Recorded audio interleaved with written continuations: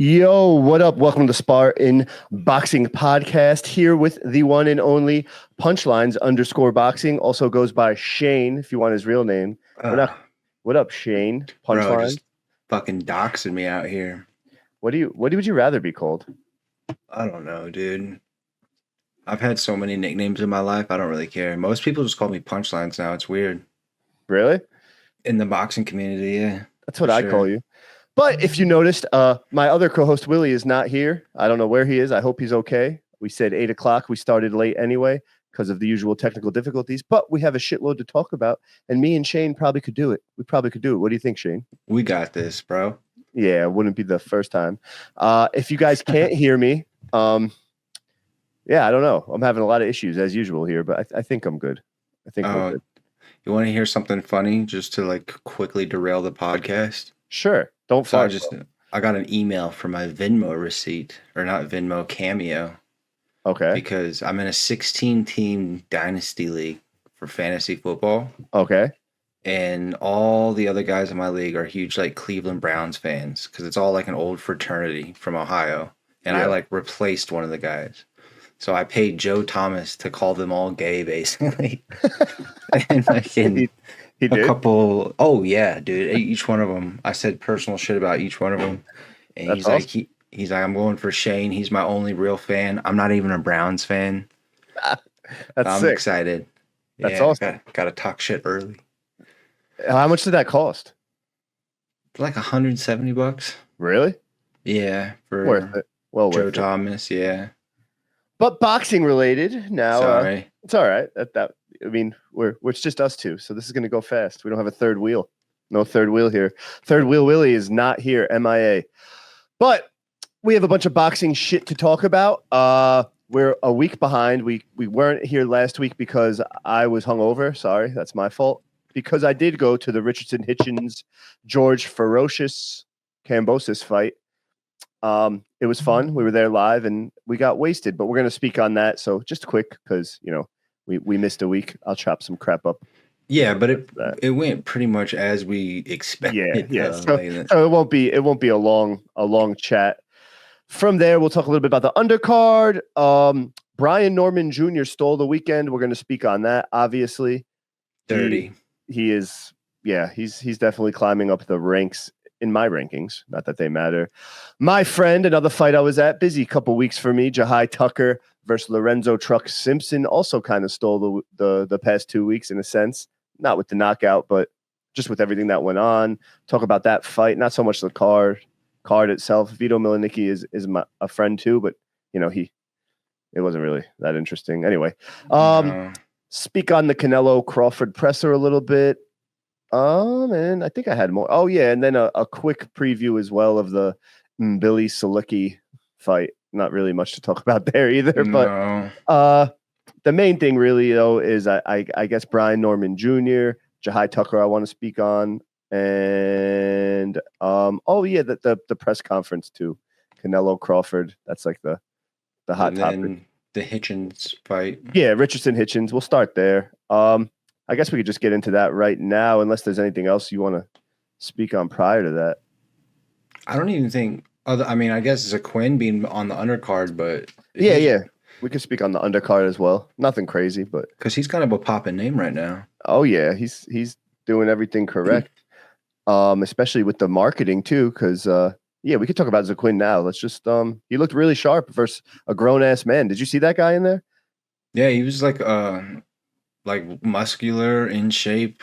Like I don't remember his record, but I think he was like Brazilian, and I don't remember his name either. But seeing him in person, you could tell he definitely had like an MMA background.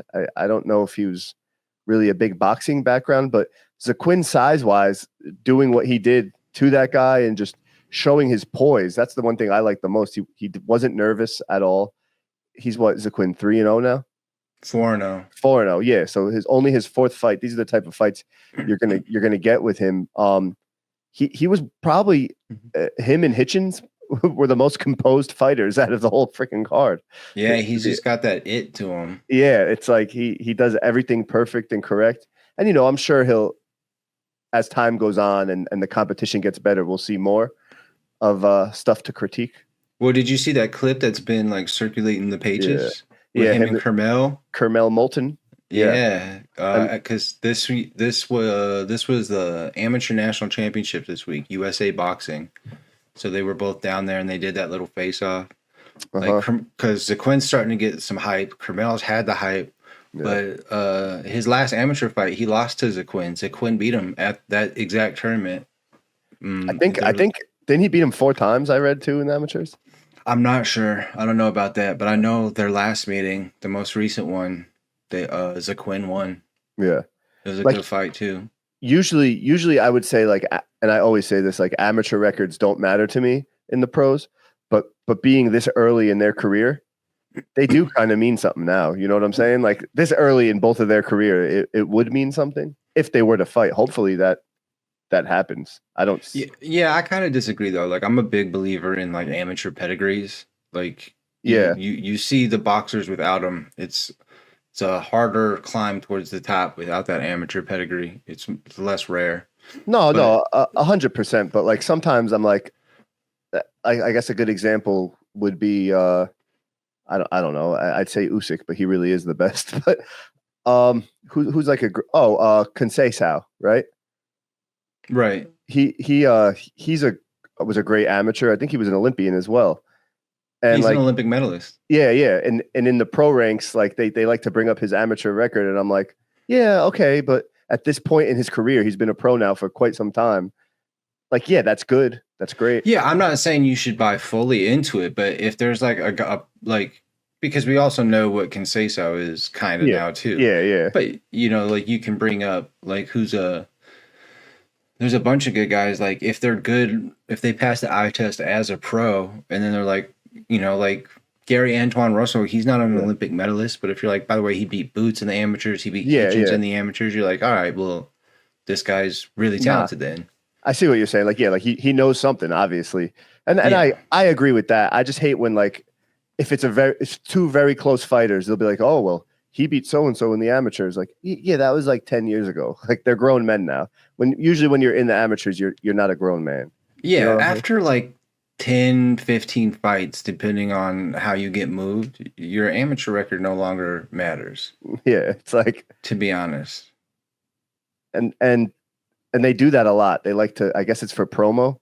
It's because they don't fight no one. They're like, yeah, this guy knocked out fucking, what's it like, who's a good, like, this guy knocked out Damon Nicholson in fucking at super middleweight. It's like, sick, dude. I want to buy a pay-per-view now.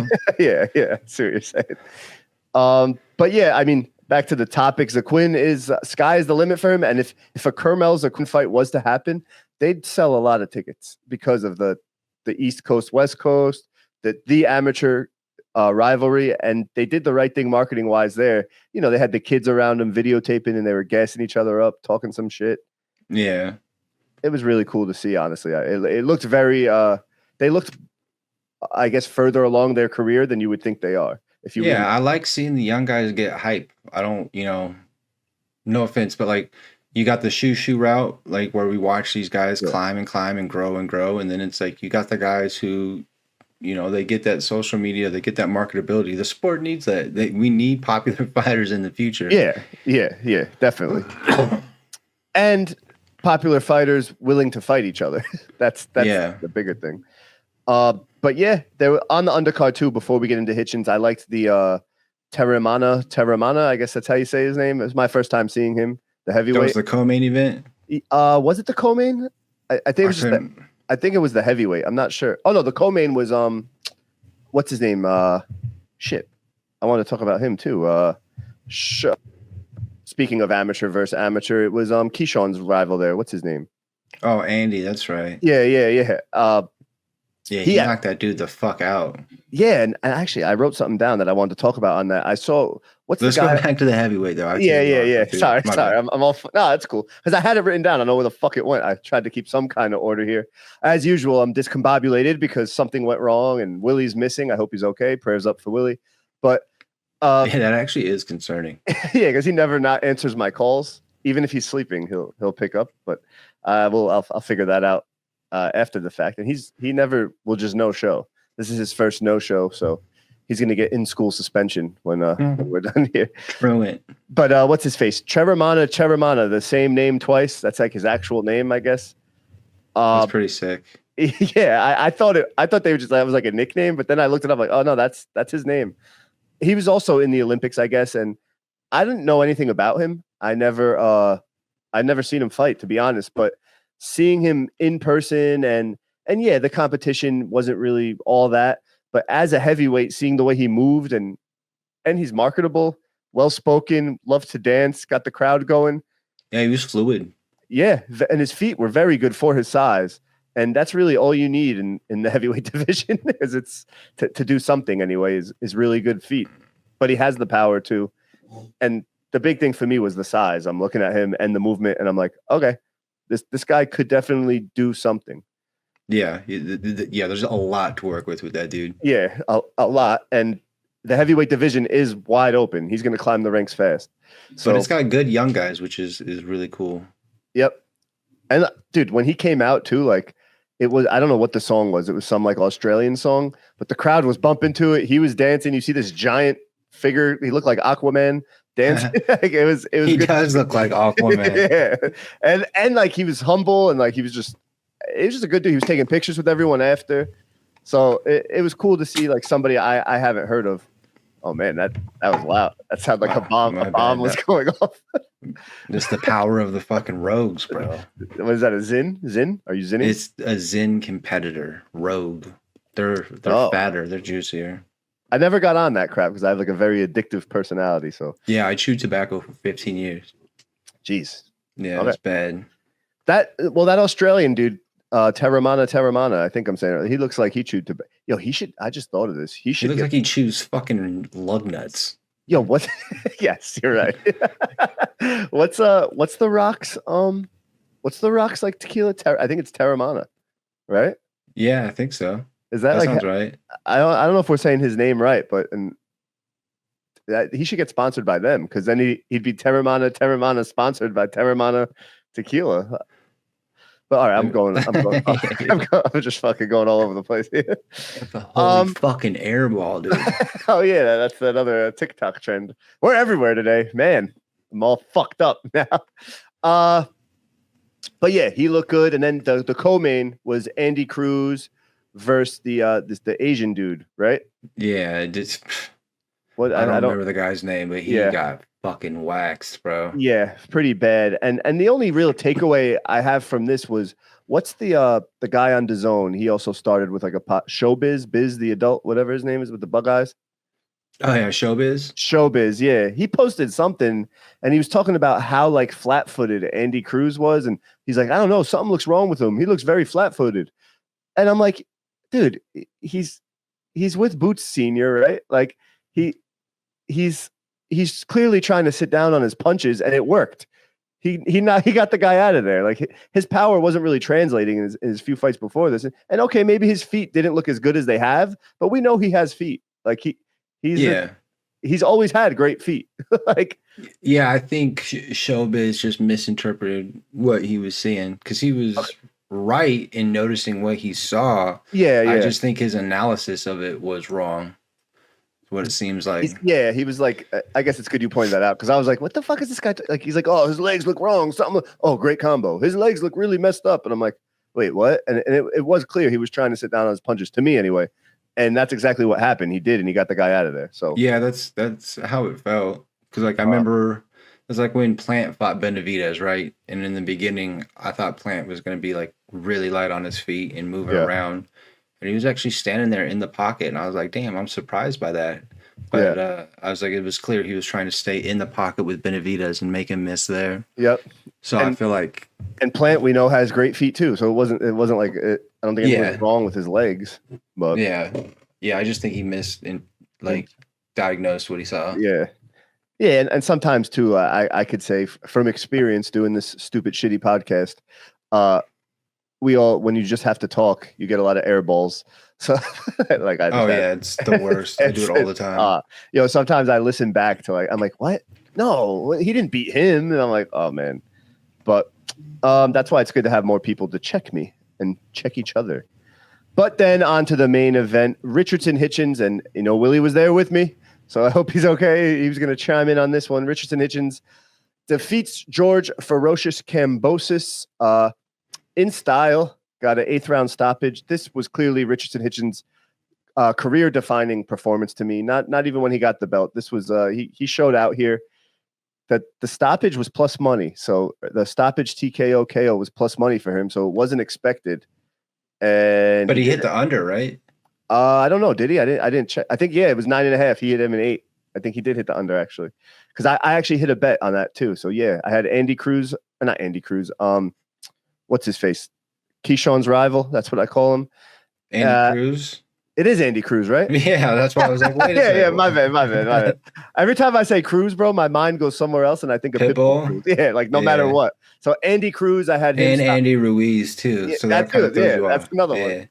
But I had him stoppage with Richardson Hitchins stoppage or TKO KO, whatever, and they both hit. So I won some bread on that, which was very nice. But I was really so where we usually sit when we go to these fights at the Hulu. There's like 2 sides, right?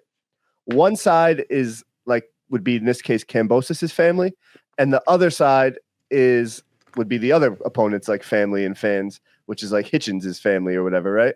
So usually we're on the other side, like the hometown side, which would be Hitchins in this case. For whatever reason, this side I got, and like I don't pick. We got Kambosos' side, and I've sat there before. Actually, the Josh Taylor Tio fight, I was there, so I knew how it went. But whatever, bro. The Kambosos fan base was actually really cool. I got to give it to the Australians. They were cool. They were knowledgeable. They knew what Kambosos was going into, like, and they were very friendly to Willie and I as well. Even with me going crazy because I was rooting for Hitchins. So that was really cool to see with that. Yeah, Australians are an awesome fan base, bro. Yeah, no, they really are. And I'm gaining like the more Australia, like all we had really from Australia that I could remember is the Zoos. Like Tim Zoo and his dad really. So now seeing that more and more Australian fighters are coming, like the heavyweight and Jeff Finnick way back in the day. Oh yeah, Finnick too, yeah. But then you had guys like, you had Jeff Horn for a little bit. Anthony Mundine fucking knocking out Shane Mosley and shit. I do forget about Jeff Horn too. Like it was the fucking but Kambosos really to me was he really not other than the Zoo family. Kambosos really captured with the huge upset. So he captured us. He hit the mainstream, hit the spotlight, and it was just cool to see all those Australians there being friendly and knowing, like, I even said, I was like, listen, I'm rooting for Hitchins, but if Kambosos won, I wouldn't be mad at the guy. Like, I like the guy. He's very likable. Yeah, he DM'd me after the fight. Did he? What'd he say? Because he commented on that meme I made about him. Yeah. Because some guy's like, I'm tired of seeing him. Yeah. He's like, well, you're gonna see me in your mom's bed tonight. And so I like so you see how cool it is? Like, I think I told you this too. He called me a pelican once, and I was like, yo, that's awesome. Like, what does that even mean? See, I don't know. I don't know, but it was awesome. Like, this guy just called me a pelican. Well, I posted his comment on my story because it was hilarious. Yeah. And he messaged me. He's like, you shouldn't disrespect real fighters, bro. Oh, you did say it. Yeah. Yeah, and I was like, dude, to be honest with you, like, I'm on record on this podcast saying, like, yeah, like George deserves respect. Like, he got the title and immediately was going to fight Loma and then Haney when Loma couldn't fight. I was like, I absolutely do respect you, but my page is like, I make fun of everyone. I was like, if you won, I would have made fun of Hitchins too. Like, I had one ready. Like that, like, it's nothing personal. It's just like a comedian roasting. Dude, he's like, I get it. You told me Caleb Plant was one of your favorite fighters, and you've roasted him as well. Like there's no bias in your page at all. Yeah, but when it like you're the one getting made fun of, and you don't know who this person is. Like, it's not like he knows me before that. Yeah. So he was like, yeah, your shit's funny, but it's like I give my all to this, man. Like, I've only lost to world champions, and I was like, yeah, and look at the comments. There's fans saying exactly that. And that's like what I was talking about, even with the obviously the Australian fan base was very like sad when he lost, which I get. And I was telling him like, dude, but you don't understand. Like, he's gonna go down in like those weird boxing encyclopedia books, right? They're gonna talk about George Kambosos, how he ducked nobody and it was all hard. Fans are gonna remember him for sure. Yeah, like nobody. That being said, I will say, like, for his health, I'm okay with him like retiring. I know he won't because he's all heart and he's pure. He's a fighter. He's a pure fighter. And dude, his entrance was electric too. He came out to like some Eminem song and like he was just pacing back and forth. It was cool to see. It was entertaining. Yeah, he's an entertaining guy.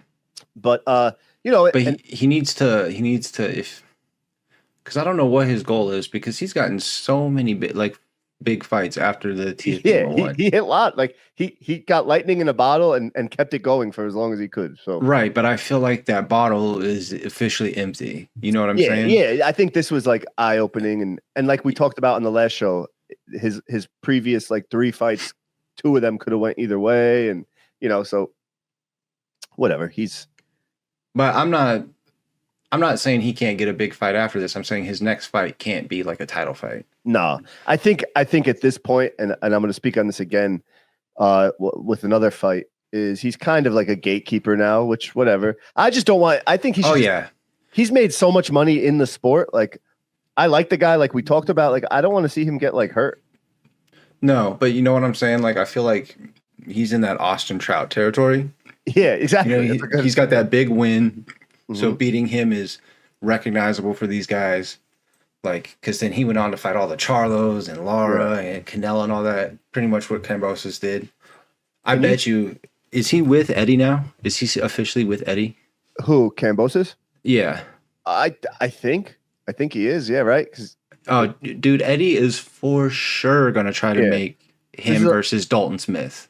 Okay, yeah, I could see that. Yeah, that. So you know what, the English circuit and stuff, like, oh, that'd be good. That'd be a cool card, a cool for him too. Go make your money over there.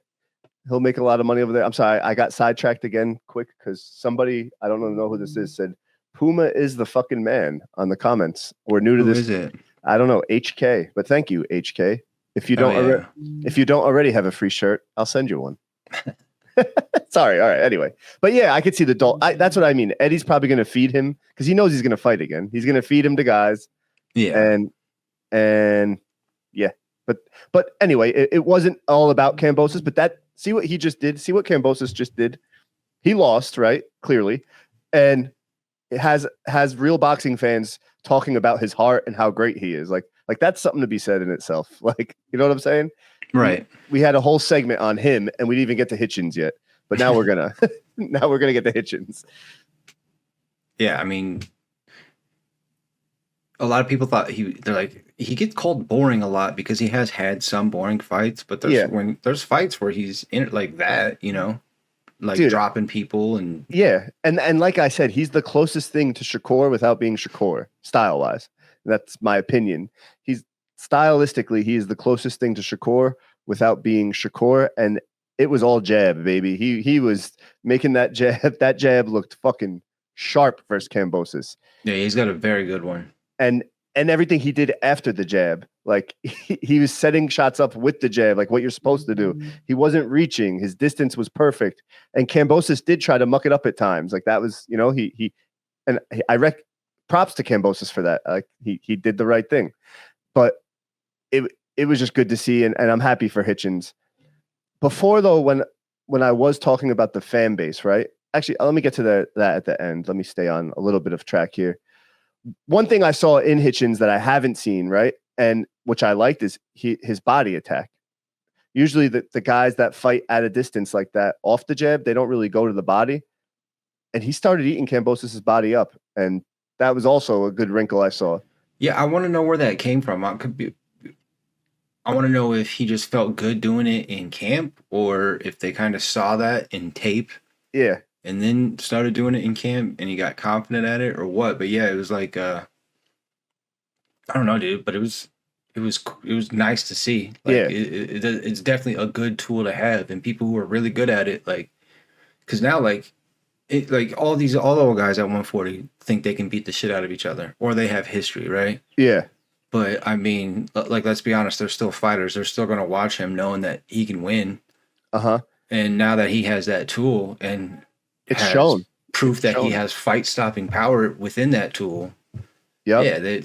Yeah. He just became even harder for people to fight. Yeah. And like, even whether he saw it from Kambosos' last fights or whatever, or just worked on it in camp, it proved to work. And it's another wrinkle in his game now. And listen, he's a tough out. He's a tough out. I'm a Tio sexual. He's a tough out for Tio. So he's smart. He moves correctly. He's disciplined. He stays focused, and his stock just keeps rising with every fight. And that's what you want to see.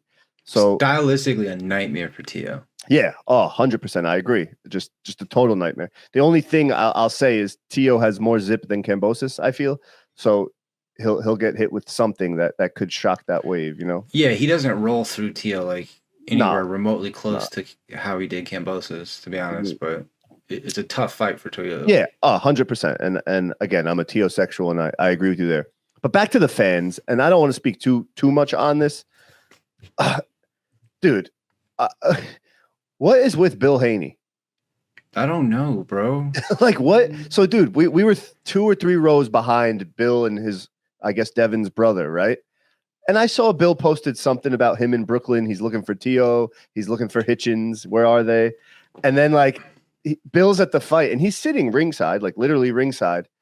Bro, he's standing up the entire fight, just standing there, screaming, yelling, and at one point, I'm like, yo, sit, we can't see. Like he has like a sort of like an afro. I think he has an afro. Yeah, he like, looks like Sideshow Bob, bro. like, dude, he's got long hair. Like I couldn't see shit, and I it was crazy, dude. And we're screaming, and we're like, what are you doing? And it's a really, I like Bill. He chops it up with the fans. He talks boxing. So I don't want to like roast him too bad, but it's just getting to be a really weird flex for me.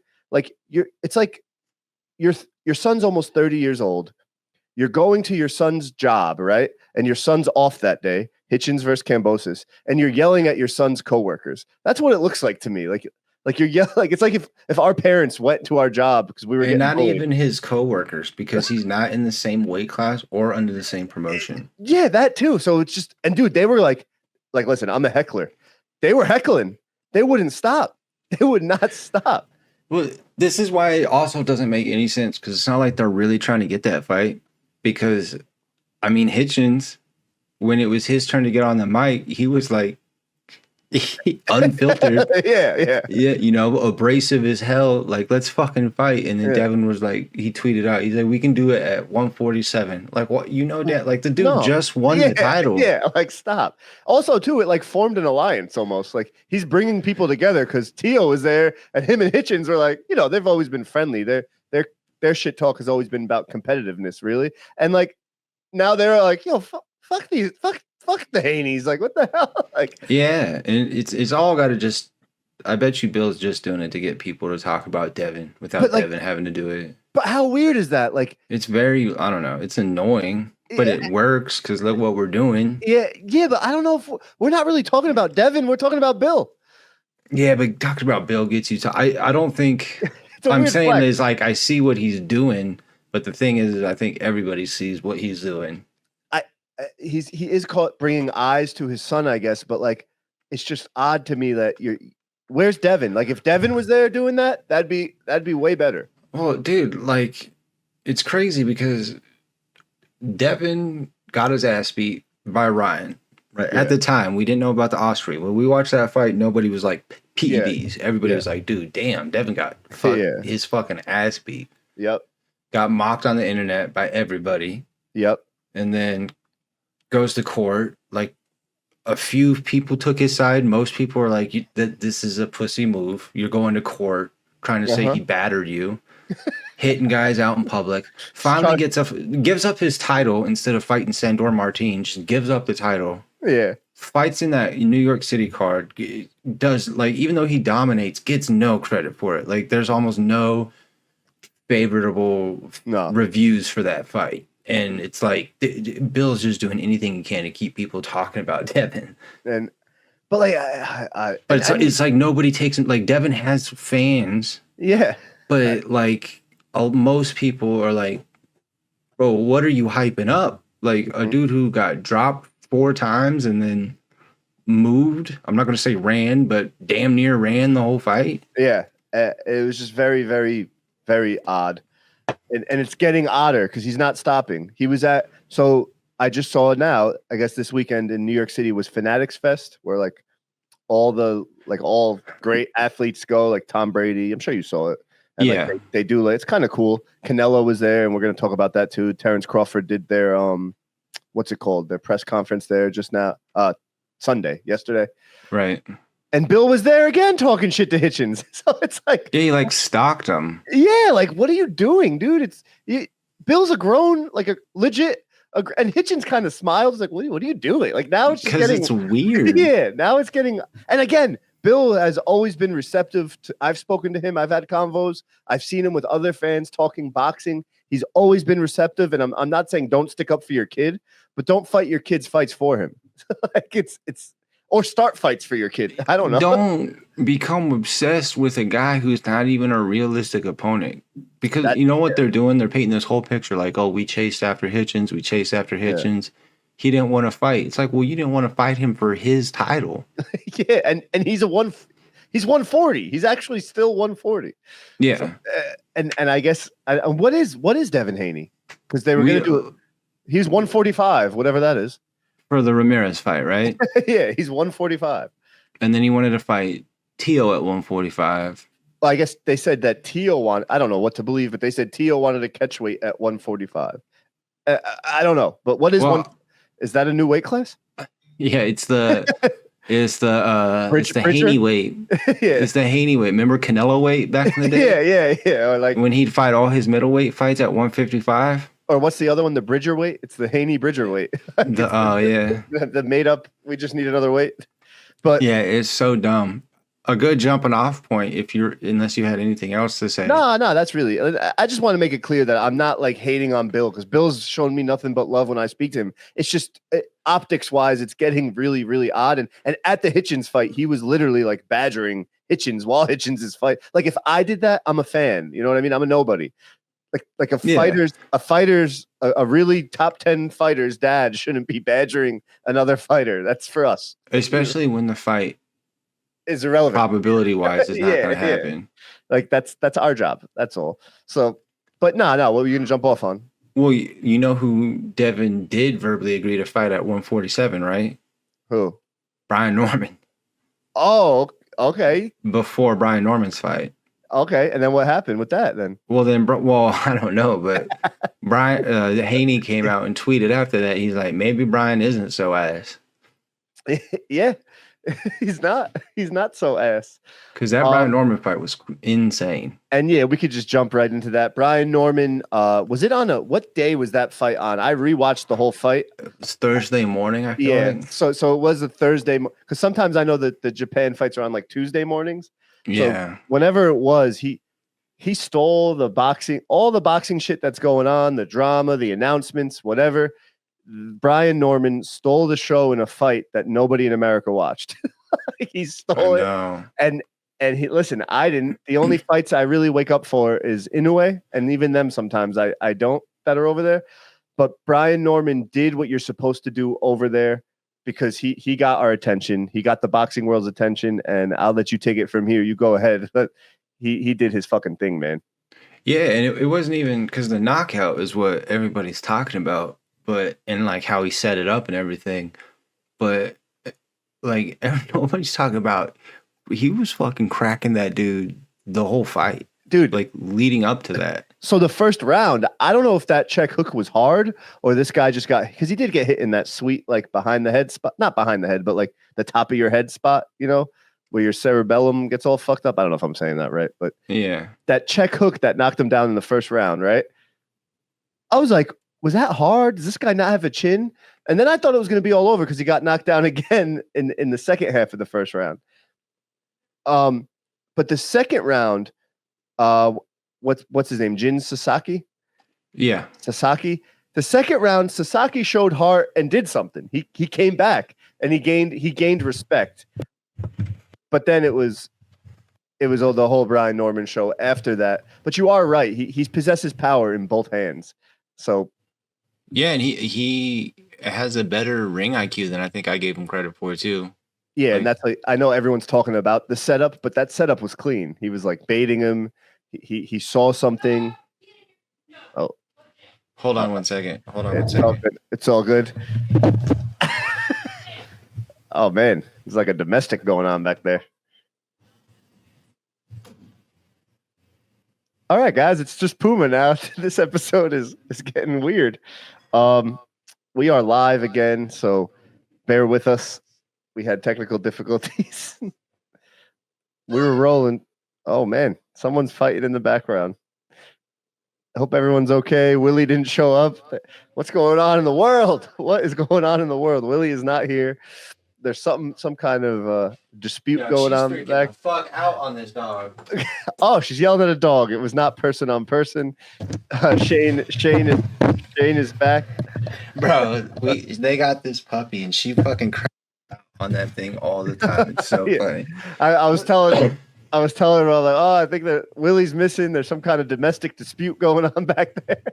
No. But no, yeah, she got that puppy for her girlfriend, and her girlfriend and I love the fucking dog. But yeah, puppies are so much work, bro. Yeah, and he's no exception to that. Let me see if I can. It's all good, bro. I don't care.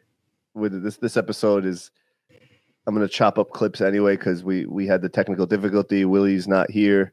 So that should help a little bit. No, you sound way different. Do I sound bad? No, you sound all right. You just sound different. We were rolling too, man, and then she had to beat the puppy. Beat that damn women puppy. Ruin everything, bro. They make everything nice too. But Brian Norman, yeah. Brian Norman Jr. What do you think? That the only thing bad about Brian Norman Jr. for me was at the end of the fight when he came at Boots a little bit. With the whole he had a cool one-liner. He definitely like stirred that up before the fight. And was like, but he also has rejected fight offers from Boots before. Exactly. So he had his moment. He did his thing and he shot his shot, I guess you could say. But and it's like, again, yeah, it was a little petty. If you know boxing, like if you follow boxing, you don't have to know it, but if you follow boxing religiously like us, it was a little petty. That's all. Yeah, it was just opportunistic is all it was. Yeah, great word. Opportunistic. Look at you. Because it's like, if Boots was at 147 before that, you could have had the fight. Barrios could have had the fight. Boots wouldn't have turned down either one of those. But I will say, like, based off this performance and the way that Norman won, I'm all for a Boots Norman fight at 147 now. Like, based off how he solidified himself here.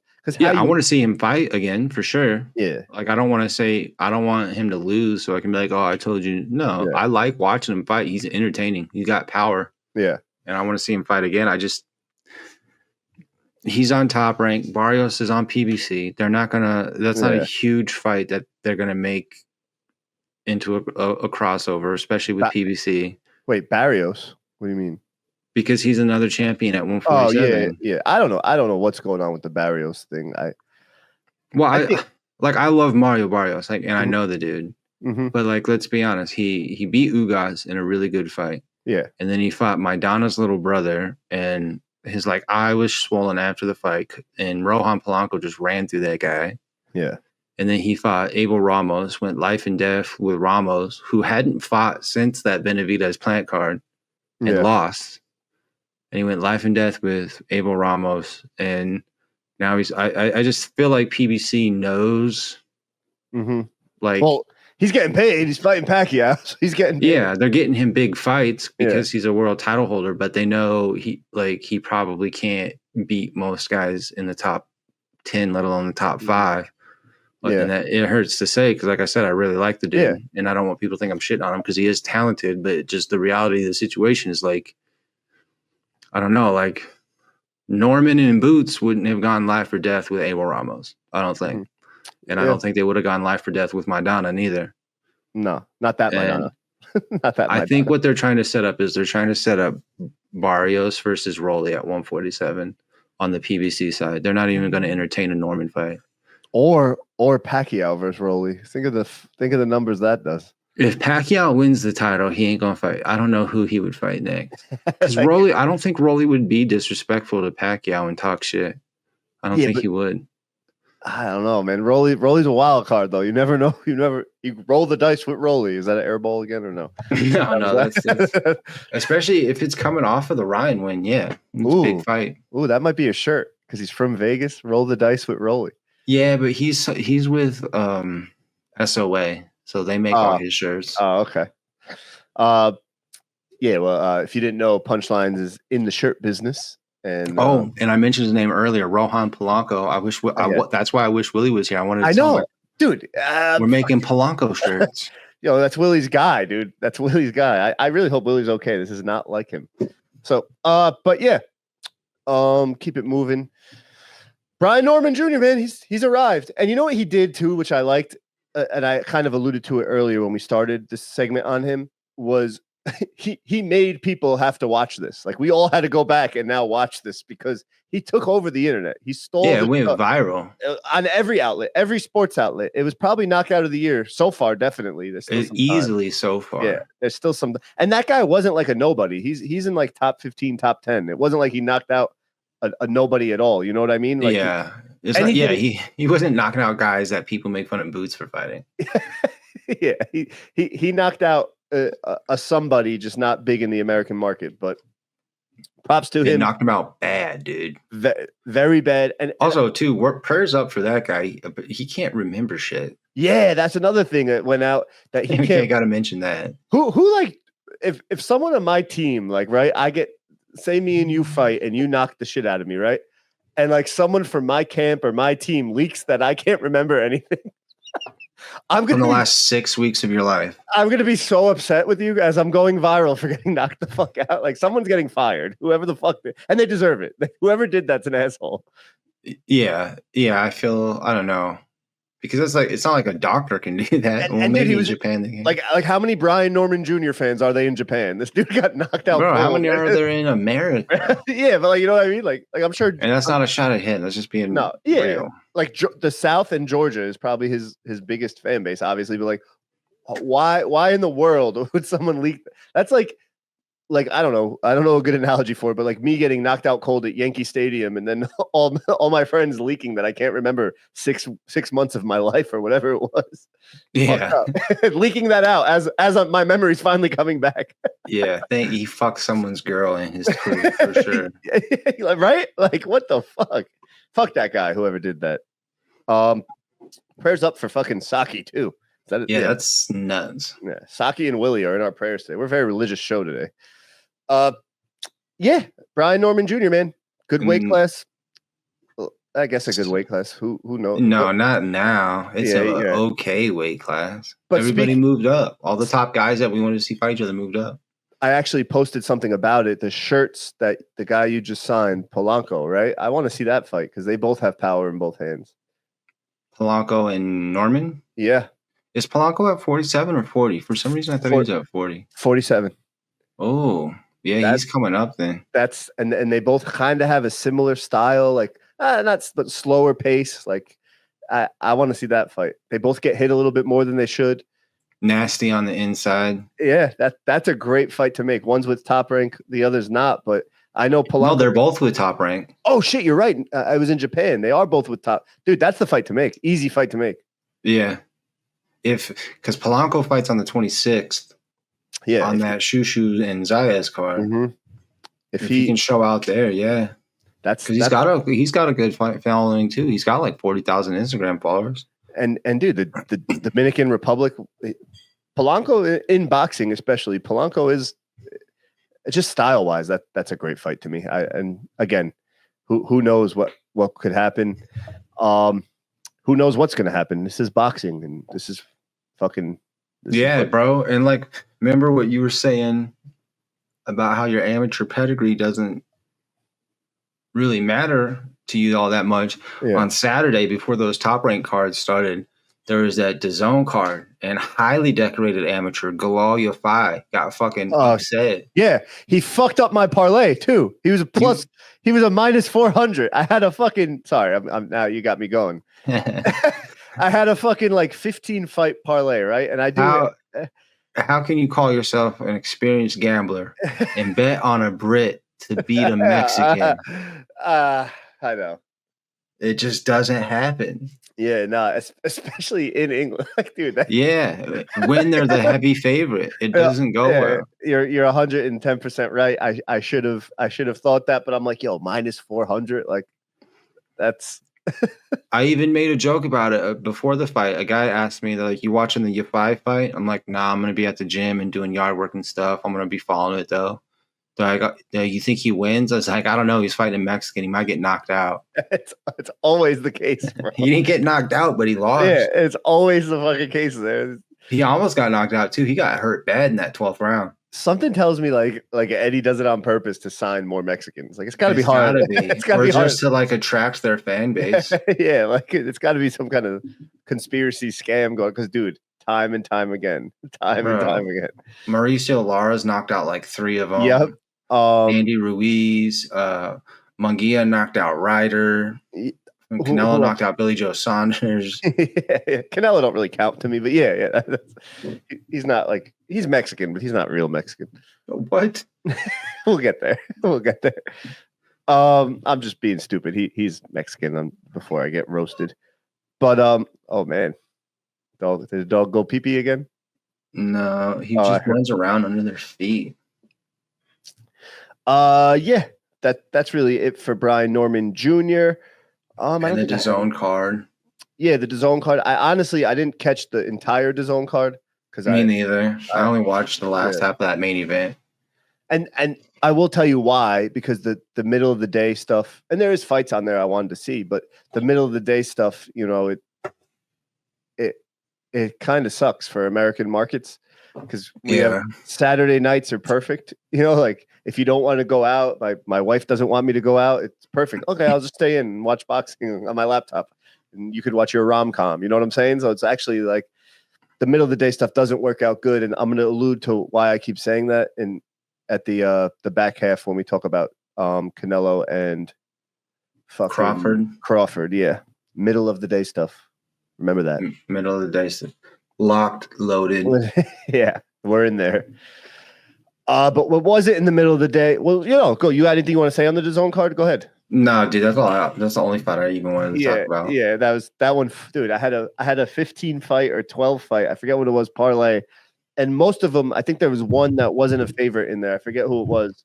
I think it might have been like someone to go decision or distance, and it did. And the only one that fucked me up was that fight. I was like, God damn. Yeah, you're dumb for doing that, bro. You fucked up. It was quick. It was a quick bet. Uh-oh. Never pick a favorite against a Mexican. In England. What happened? I don't know. You froze. Yeah. You're back. We're good. Were you at that whole Top Rank card on Saturday? You watched every fight? Yeah, we got there pretty early, yeah. We missed like one fight. So you watched the Brandon Lee fight? Oh yeah. The only fights I missed were like 3 local dudes before Brandon Lee, and the one kid I wanted to see from Brooklyn. I forget his fucking name, but he's like 3 or 4-0 now. But yeah, I did watch Brandon Lee. I forgot he was on the card actually. Yeah, and they didn't even promote him, bro. I was surprised. I think I said this to. I have a funny story too about who I met there, but I said this to one of my friends that happened to be there. I was like, yo, I forgot Brandon Lee was on this card. And then I saw him fighting, and the guy he fought, he should have got the fuck out of there. And I see why they're not promoting him like they should. Wasn't he with PBC too? Was he? And they were pushing him. He was getting like co-main events and shit. I literally said, I was like, what happened to him? I thought he was. So I looked at his box rec, and he's not a knockout puncher. He's got like over 30 fights. He's not a knockout guy, man. He's and this guy he fought, he should have got him out of there. He won clearly. The guy did fake like a low blow and took the full 5 minutes, which was fun. Like I've never been in a fight where the guy takes the full 5 minutes, and like he was getting screamed at. Like I was screaming, he doesn't even have balls. What the like we're all going crazy. So that was cool, but Brandon Lee should have got that guy out of there, and he didn't. And then it hit me after. I was like, this is why Brandon Lee isn't really a draw. Well, because he had that one fight and he got dropped bad. He almost got knocked out. Yeah. He won that fight though, right? Yeah, he hasn't lost, but then he got another fight against damn, I can't think of his name. The last guy that Tio knocked out. Tio's first fight at 140. Pedro Campa. Campa, whatever. Yeah. Yeah. He Brandon Lee fought him and won a very controversial split decision. People thought the other dude should have won. So I remember faded out. I looked it up too. He fought Zachary Ochoa because I looked it up when I was there. I was like, what happened to Brandon Lee? Like, and how did I not know he does not have power and he doesn't have. It looks to me it looks like he doesn't have that like drive. You know, they like, even tried to build him that British market. He signed with Queensberry over there. so he's been everywhere. It was either Queensberry or those brothers. I can't remember his name. And then he came back. Top Rank just signed him, but they didn't give him an ounce of promotion. No, I had no idea he was on the card until I was in there. I'm like, Brandon Lee's on this card? So I had no idea. And he has like over 200,000 followers. He's a popular dude on social media. I remember when he started, it was like in his garage or whatever, and I was like, "Oh, this is awesome." Him and his dad, and it reminded me of like Ryan Garcia. Like Ryan Garcia started like in his garage, and I was like, "This is kind of cool." And then PBC was pushing him hard, and then he just kind of disappeared. Well, I've had trainers tell me before that his dad's the problem. Okay, that could be it. They don't think they're like he's trained Brandon as well as he can. Like they think he needs to get a better trainer, somebody who's trained at this level before, because his dad just doesn't do. I guess doesn't know a lot. I don't know. I've never watched him train. I haven't watched enough Brandon Lee fights to know how he does in the corner. But I know he has he has around 30 fights, and he hasn't stepped up at all in the last 5 or 6 of them. And since this is my first time seeing him live, 2 rows back or 3 rows back, whatever it was, and everybody was like, he's got to get him out of there. Like, you got to get this guy out of there. He was landing at will. He also doesn't throw enough. Like, he sets shots. Was he just staring? Yeah, he sets shots up, and like, he didn't get hit much. Everything was there for him to take. And that's what I mean. He doesn't have that like grit. Killer instinct, that second gear. He's missing like something. He's missing. Yeah. And I'm not even saying you got to go out there and always be like a killer. It's good to be patient, but he's missing like just he doesn't have the power. He doesn't have the dog. Yeah, but guys that get promoted like they're a top fighter in that weight class knock guys like that out. Mm-hmm. And after the 5-minute thing, the guy took 5 minutes. I was like, oh, he's gonna go. He's gonna go. And you know what? I'm glad I didn't see that or know that he was because I would have put him in a parlay to knock this guy out just off of like the name alone. It's a shame though, because he had a lot of hype. You know, I would like to see him, you know, be something, even if he gets his ass beat. Like, he is a name though.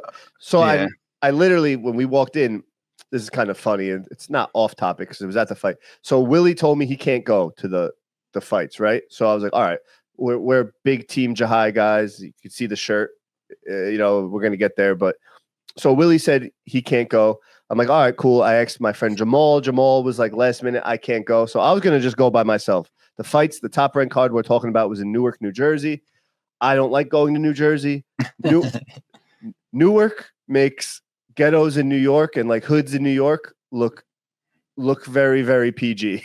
Like Newark, driving into the Prudential Center, I'm like, yo, what the fuck are we right now? Yeah, Newark's sketch. Like, and listen, every ghetto's got a hood, every hood's got a ghetto. There's sketchy areas in every fucking state, bro.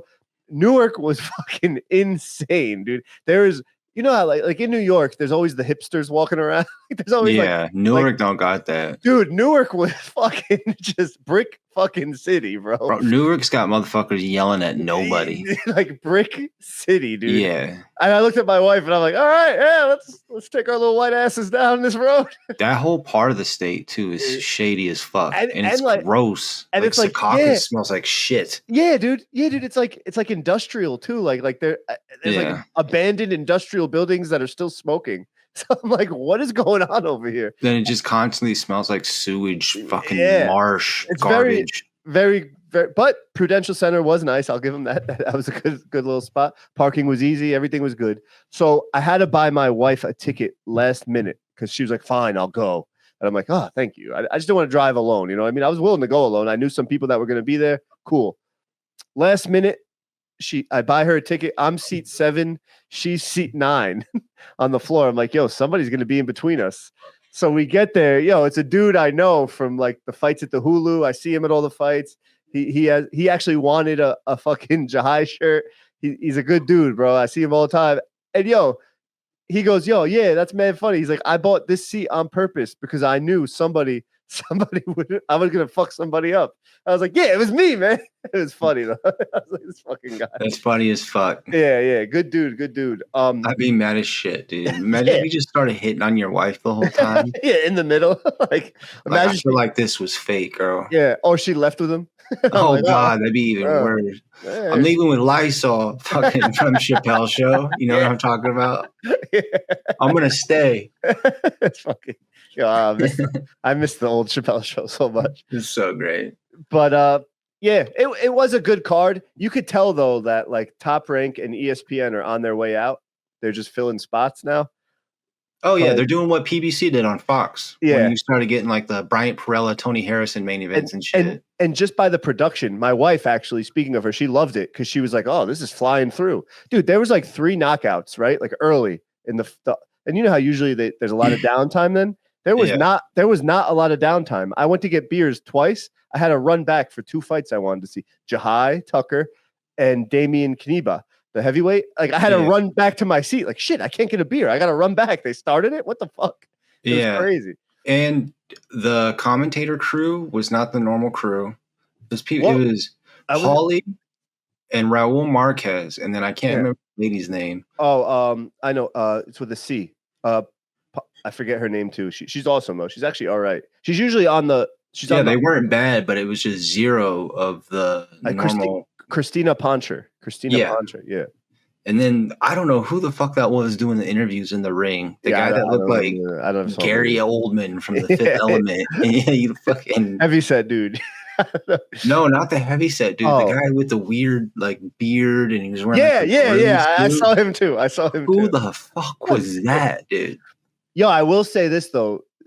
Before we get into, honestly, the only fight I really want to talk about here is, I guess we could talk about the heavyweight fight that happened, but obviously Jahai Tucker. But the crowd, bro, the Jersey sleazeballs were out for Vito. Like there was fights in the crowd all night, and the crowd, it wasn't a big crowd, and it was these like older Italian dudes with like flashy clothes on. Like it was insane. Like legit motherfucker. Like Gabagoons, bro. They were out.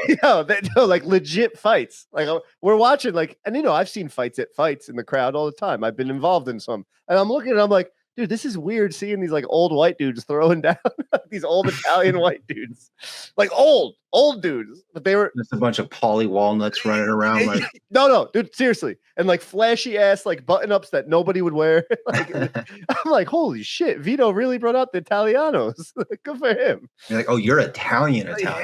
Dude, I'm talking like jet black hair, gel that you could skate a tech deck on. If you don't know what a tech deck is, it's a finger skateboard. Like it was funny, dude. But it was just very rushed, and Prudential Center was cool. They had like no lights on, right? And it was just these weird like basement lights on the ring. Yeah, dude, and the tiniest ring I think I've ever seen. Everybody was maybe the suit when Tim Tszyu fought Tony Harrison. That ring was small as shit, but it might be the same size. It was so small, dude. That ring was fucking tiny, and it looks like something you get for a kid's birthday party. So right away, we sat down, and again, I'm friends with Jahai Tucker. That's my guy. So I went there specifically for him. I go, oh shit, they clearly want Vito to get a knockout. That's the first thing I thought. They want to ride with that Italiano. You know what I'm saying? Yeah. So they want Vito to get a knockout. And the second thing I thought was, you know, some people said Jahai was in a 50-50 fight before it started. So I'm like, oh shit, that's a small ring. Jahai's a mover. He's slick. I'm like, fuck. This is not going well. And then, dude, the heavyweights got in, right? Damian Kneba versus whatever the other Polish guy's name was. That guy was fucking scary looking. But could not box for shit. Nothing at all, dude. Nothing. But yo, people were saying like, oh, like I don't know if they were real boxing fans or not, but they're screaming at Damian, right? Knock him out, do this, do that. And I'm like, bro, this dude is a brute. He looked like a Polish sausage. Like if he swallowed a fucking football. If a kielbasi was a person, it's that guy. Yeah, dude, for sure. And you're not knocking that guy out. Like that guy's not falling. Like, you know, whenever they show like the stereotypical like right like alt-right militias, and it's guys like bench pressing like car engines. Dude, That's him. That He's guy, got a car engine on each fucking side of a fence post benching it. and like just looked like a menace. Apparently he's a nice guy. I've talked to somebody that knew him, but I'm like, dude, I would not talk to that guy like ever in my life. No, dude, not unless I was like in prison and he's like, yo, you want to be in my gang? Yes. And right now, I mean, BoxRec rankings have Damien Neba at number 1. And the only reason really I like that guy is he used to live like down the road from me, literally. What do you mean number 1? Number 1 in what? In their like Polish rankings. So like, okay. You know how BoxRec does that? They'll rank you like, which is kind of cool. I kind of like that. Whether you agree with their ranking system or not. And sometimes I usually don't, but it was cool to see he's number 1 in the Polish rankings now. So good for him, and he did win. He got the stoppage. I think he needs to clean it up a little bit, but a lot of people don't know this. He in his team or his stable is Zhang Zhang. So I knew he could take it. I knew he could take a shot because we know Zhang could pop. And his trainers, Sean George, who used to fight back in the days, he's a really good trainer. He's got a stable with him and Zhang, and he's moving his way up.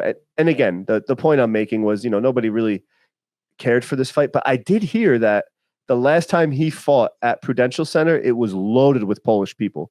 It was like someone told me that Poles come out, bro. Yeah, and they really Yeah, dude. They really didn't for this fight. They didn't come out for him. So that's crazy because Kalnacki used to fight from out there. Yeah, so I've been to like 2 Kalnacki fights, and dude, it was fucking Poland. It was Poland, and he didn't have a belt. God. He was so I was kind of expecting that, and someone they didn't show up this time though. So, but hey, whatever. He just looked. They looked so big in that ring, dude. So big in that ring. Yeah, he looked giant, especially. Yeah.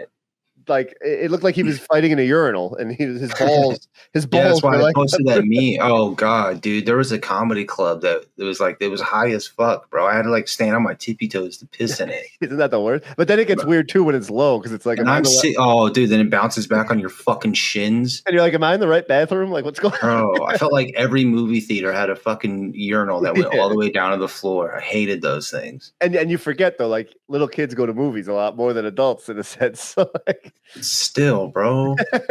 Yeah, go in the fucking stall, little shits. But then I guess we could just get right into the Jahai Tucker stuff. This was the most, and I don't want to say I felt bad for Vito, but from right off the gate, the minute the first press conference happened, it was the Jahai Tucker Lorenzo Truck Simpson show. I do wish that ESPN or I guess Top Rank marketed this fight a little more. A little better, because these are 2 guys that only the real boxing fans know, right? Unless you're from the local, wherever they're from, Baltimore and Long Island, New York. If you're not in that scene and you're from like the Midwest and you're just a casual boxing fan, you don't really know who these guys are. You may have seen them on a few undercards, but you don't know who they are. So I do wish Top Rank took that, because you could tell even Christina Poncher and the Top Rank crew at the press conference were like shocked at the animosity between one another. So, yeah, there's history to it. I felt like you could have done a story on it, and they've kind of dropped the ball on that a few times. Yeah, they gave, like when Troy Isley and Javi Martinez fought, they gave that fight no attention. And that is the problem. You make the fights better when you grab people's attention. That not us. We're gonna watch every stupid fight. Maybe not the 1 p.m. DAZN card, but we're gonna watch every stupid fight we could. And it's like, you need to grab our attention. Grab our fucking attention and let us help you get the other people. You know what I mean? And like, not just that, look at what the UFC does. Like when they get fights like that, you'll get 2 unranked guys on their way up. That. They do a 5-minute fucking interview. That's it. That's all you need.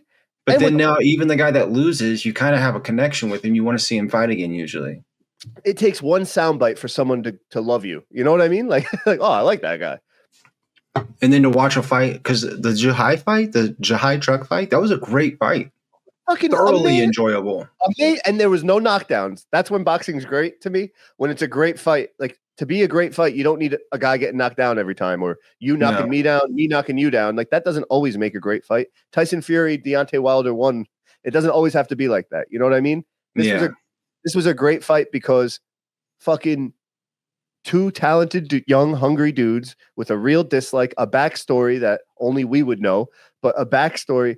This was like a WWE type shit. You know, they could have built that shit up. And then a city rivalry too, because that's a big part of these guys. Dude, Maryland, Baltimore, Maryland, and New York. Yeah, It was this whole beef. I think started. I don't know. They sparred once, but then like something happened with like, I think Lorenzo was talking about Jahai's like fake jewelry, and Jahai has like Jahai has a legit jeweler in New York. So like then they started just talking back and forth, and then that's okay. It is. But then Lorenzo posted like a picture of Jahai like touching his toes, like walking back to the corner in a sparring match. So Jahai was like, "Yo, fuck you, fight me," blah blah blah blah blah, and then other fighters in that level chimed in, and it was like it was cool. It was cool that you could have talked about all that. You know what I mean? Like think of the storyline you could have ran with that. But just because it's not a belt doesn't mean it's not a good fight. You know? Yeah, or just because the guys aren't popular yet, like you can make them popular now. 100%. And dude, so now we'll get into the fight itself. Both of their styles. I'm going to speak specifically on Jahai's. Like Jahai's style of fighting is what you want to promote. You know what I mean? The guy's elusive but gets hit. He has dog in him, and I'm going to talk more about that as we get rolling here. But he's fun to watch. He entertains the crowd. He's entertaining without knockouts. That's what you want, right? And that you can't really teach that in a sense. Like, and he's elusive, but he comes to fight. So I was going to get into that. Just give me your take on the fight first, because you know I'm going to go off the rails. But first off, let me just ask you this: did you see what they came out wearing? Yeah, hell yeah! I was stoked. I don't know which way I'm going. Top Rank even posted a picture of him wearing it too. And so I'm going to be honest, and I know you're going to go with me here. At first, when Jahai came to you and was like, "Yeah, this is what I want, Game 7, blah blah blah," we were like, "I don't know what he means by Game 7, but whatever. Let's talk about." Like I got it, but I just didn't think it was the right way to go. I got the idea of like Game 7, you want to fight for your life, of course. Yeah. But then I'm like, whatever. And then it turns out like the next day was Game 7 of the NBA Finals, so it like worked out perfect. Like, it couldn't have been any more perfect. So all the stars aligned on that one. But yeah, well, what'd you think of the fight itself? Just give me your take, and then I'll go off. So it's like I was familiar with Jahai already, not as much as you. Mm-hmm. So it's like his style, he gets a lot of flack for it because there's a lot of holes, but he also finds a way to make it work at the same time. Yep. But early on, what he was doing, because Truck's a southpaw, the way he was turning him and like jumping on like shifting real quick and then either throwing the jab or the straight right. Mm-hmm. I was like, damn, bro, like this is like, he's not just fighting. Like there's like he actually like studied and trained for this shit. Yeah. So I was really stoked about that. But you know, Truck's good, bro. Like he's a little slower, like his fight pace. I don't mean he himself is slow. I just remember that. Remember what you just said, because I'm going to speak on that too. Just remember that. All right, keep going. Sorry. Yeah. I just think he fights at a pace that he likes to fight at. And I was talking about it in a group chat, and George Garcia, Elijah Garcia's dad, another middleweight contender, mm-hmm. He's talking about, he's like, yo, Truck's fought like that since he was an amateur. So I was like, he just hasn't adapted yet. But he was landing a lot of shots. And because he throws punches, I guess, more technically sound than Jahai does, his punches would stand out, I guess. And he was wearing yellow, so it was like really bright. You notice it more. Yeah. But Jahai was clearly outworking him. And I saw that too. Like you actually texted me while we were there, not the Miss Ham convo, but you were like, yo, these rounds in the beginning are like hard to score. And they were hard to score. Even ringside, I was like, oh man, Jahai is outworking, but the cleaner shots appear to be landed by Lorenzo. So I was like, damn, dude, this is going to be a good fight already. But one thing I like about Jahai, and that he doesn't get a lot of credit for, two things actually, but they tie together, is one, his resume, dude. He fights the guys, and I've said it before, but he fights the guys that nobody wants to fight. Like nobody wants to fight these Eastern European dudes that people know in sparring, and he gets cracked by them, right? He does get hit. Jahai does get hit. Yeah.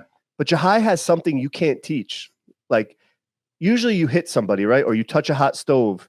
You never want to touch that hot stove again, right? When you hit Jahai, he responds. And his response is fuck you, motherfucker, I'm coming. And he throws more punches. He gets more active. Yeah, it's fun to watch. It's super fun to watch. It's amazing to watch. And you can't teach that. Like we're as humans, we're supposed to like cower, you know, like, and it happens. And you know, I'm not saying he's the toughest boxer alive, but he just has that dog in him where like you cannot, you hit him, and that's why he won a lot of the rounds. It wasn't like Lorenzo did bad. Jahai just would get hit cleanly and respond. Like he would respond instantly almost. And another thing that makes him fun to watch is because, dude, he leaves his chin up in the fucking air, bro. So it's like, it's tense. Like when you're going for him, because I was going for him, it's tense to watch because it's like, fuck, dude. Yeah. If he gets hit with a clean shot, like this could be, the fight's over. Bro, that's how much his chin is in the air all the time. And then he'll bait you with it. Like he's baiting you with his chin. Like he looks at you, he's putting it there. And again, I agree. I'm like, oh fuck.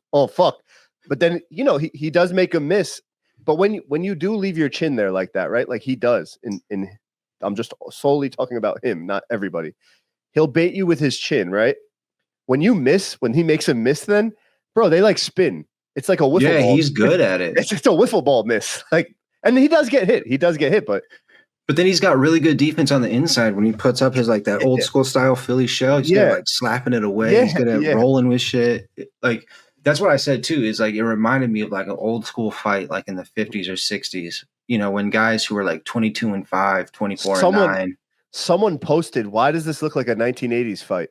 And like I think I responded, like it was like a random Instagram post, and I think I responded, or I don't know, I thought it, and I was like, well, yeah, isn't that what you want? Like that's awesome. Yeah. That's awesome. But even the style clash too, because Jahai has an old school style almost, the way he like blocks like that and everything. And that's not what the Philly shell is now. It's what it used to be. No, that's how he blocks. When Jahai fought that the Eastern European guy I'm thinking of, I forget his name. It's hard to say anyway, but he's in the one he lost to. No. He lost to Flacco. He's a Hispanic. Oh, I thought that guy was Eastern European. No, the Eastern European guy that he had a draw with Varane, and then he had this Eastern European guy who Jahai talked shit to like Xander Zayas. Like he went to the press conference once, and like Top Rank like fed Jahai like all Xander Zayas' like camp, and this Eastern European guy was like Xander Zayas' like lead sparring partner. And dude, this dude, I never really heard of him. He's Eastern European. That's all I have to say. Yeah. He could take a hit and he could fucking crack. My whole perception of Jahai changed. This dude cracked Jahai, right? And with the punch he hit him with was so clean. Jahai got stunned. I'm not saying he wasn't. Is that the fight where he got like rocked and is like stumbling a little bit? He got it, and then he like shook it off and just came like a rabid dog, bro. Like it was insane, and it actually helped him in a sense. And when I saw that, I was like, all right. I think he could take a hit, and he doesn't get enough credit for that. Like he could take a fucking hit. I'm not saying you should always take hits, but his chin is fucking good. He's got whiskers. Yeah, I don't think he gets discredited for his chin. I just think he gets discredited more for the fact that he gets hit a lot. I'm talking solely more about Tim Bradley. Tim Bradley loves to roast.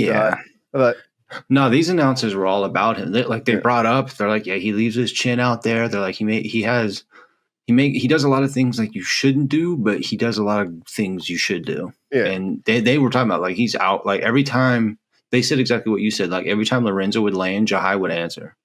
Every time. And I'd even rewatch it. Look at that. I'm right on par. Good for me. No, like you said that to me during the fight. You texted me that. You're like, Jahai keeps answering. Yeah. And he was. And I'm not saying everything landed, but he'd get hit with a clean shot and I'd be like, oh, fuck.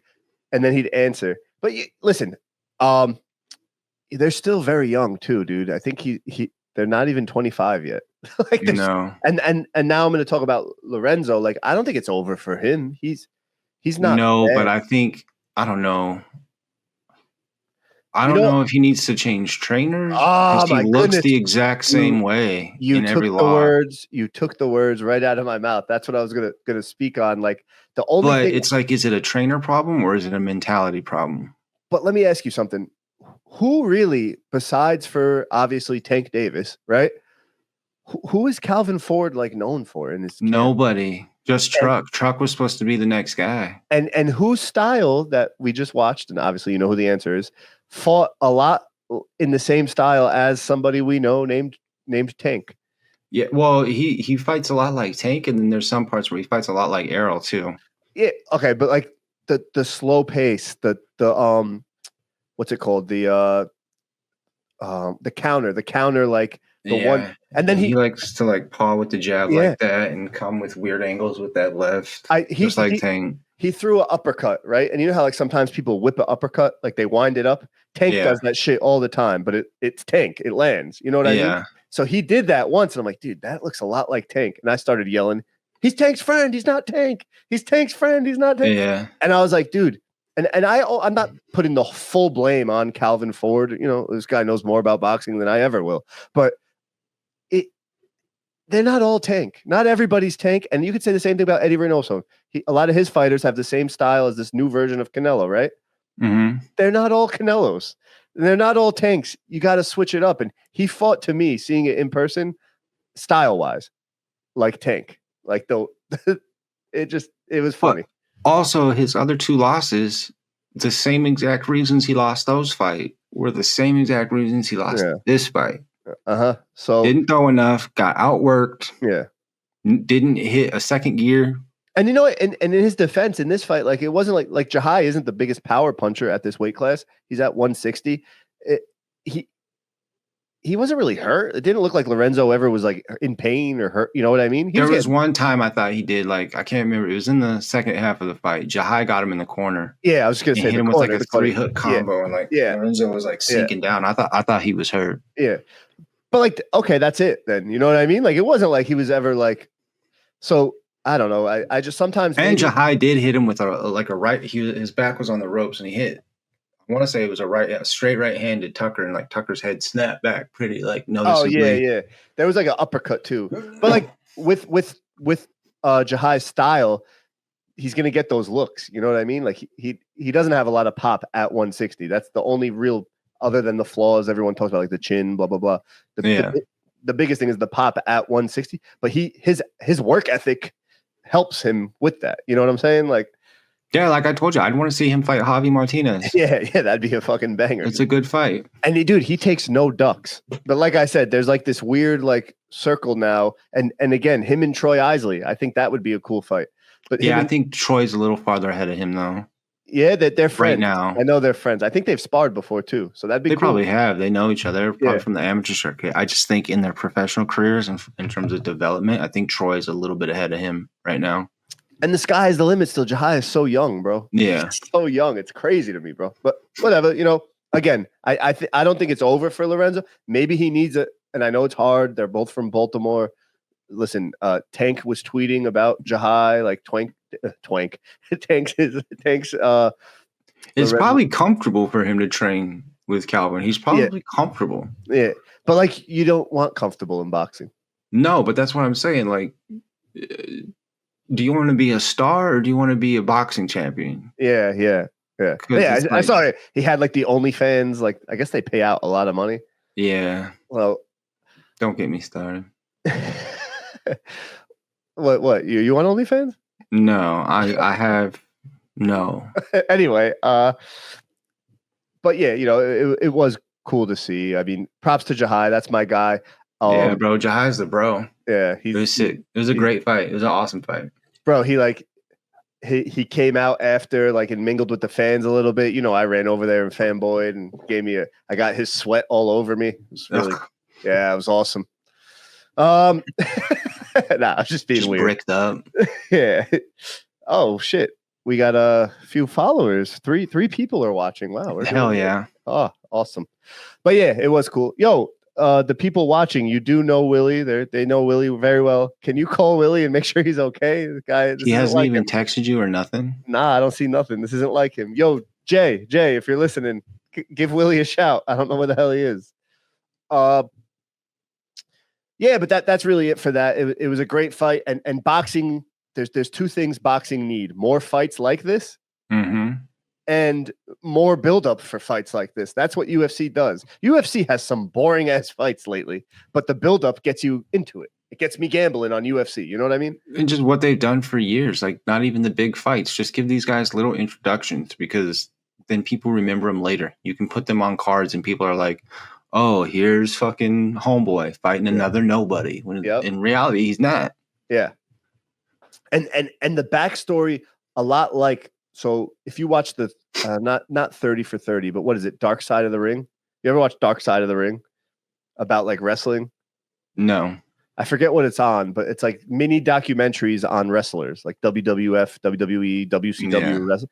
Dude, the Dark Side of the Ring tells their like backstory and like what these people came from. And like, I think boxing needs more of that too. Like, yeah, there's so many great stories in boxing. Oh my God, dude. I want to see like, and that's what they need. But all right, keeping it pushing. We're going to wrap this up soon. I don't got much more to say. I just want to touch on all those topics.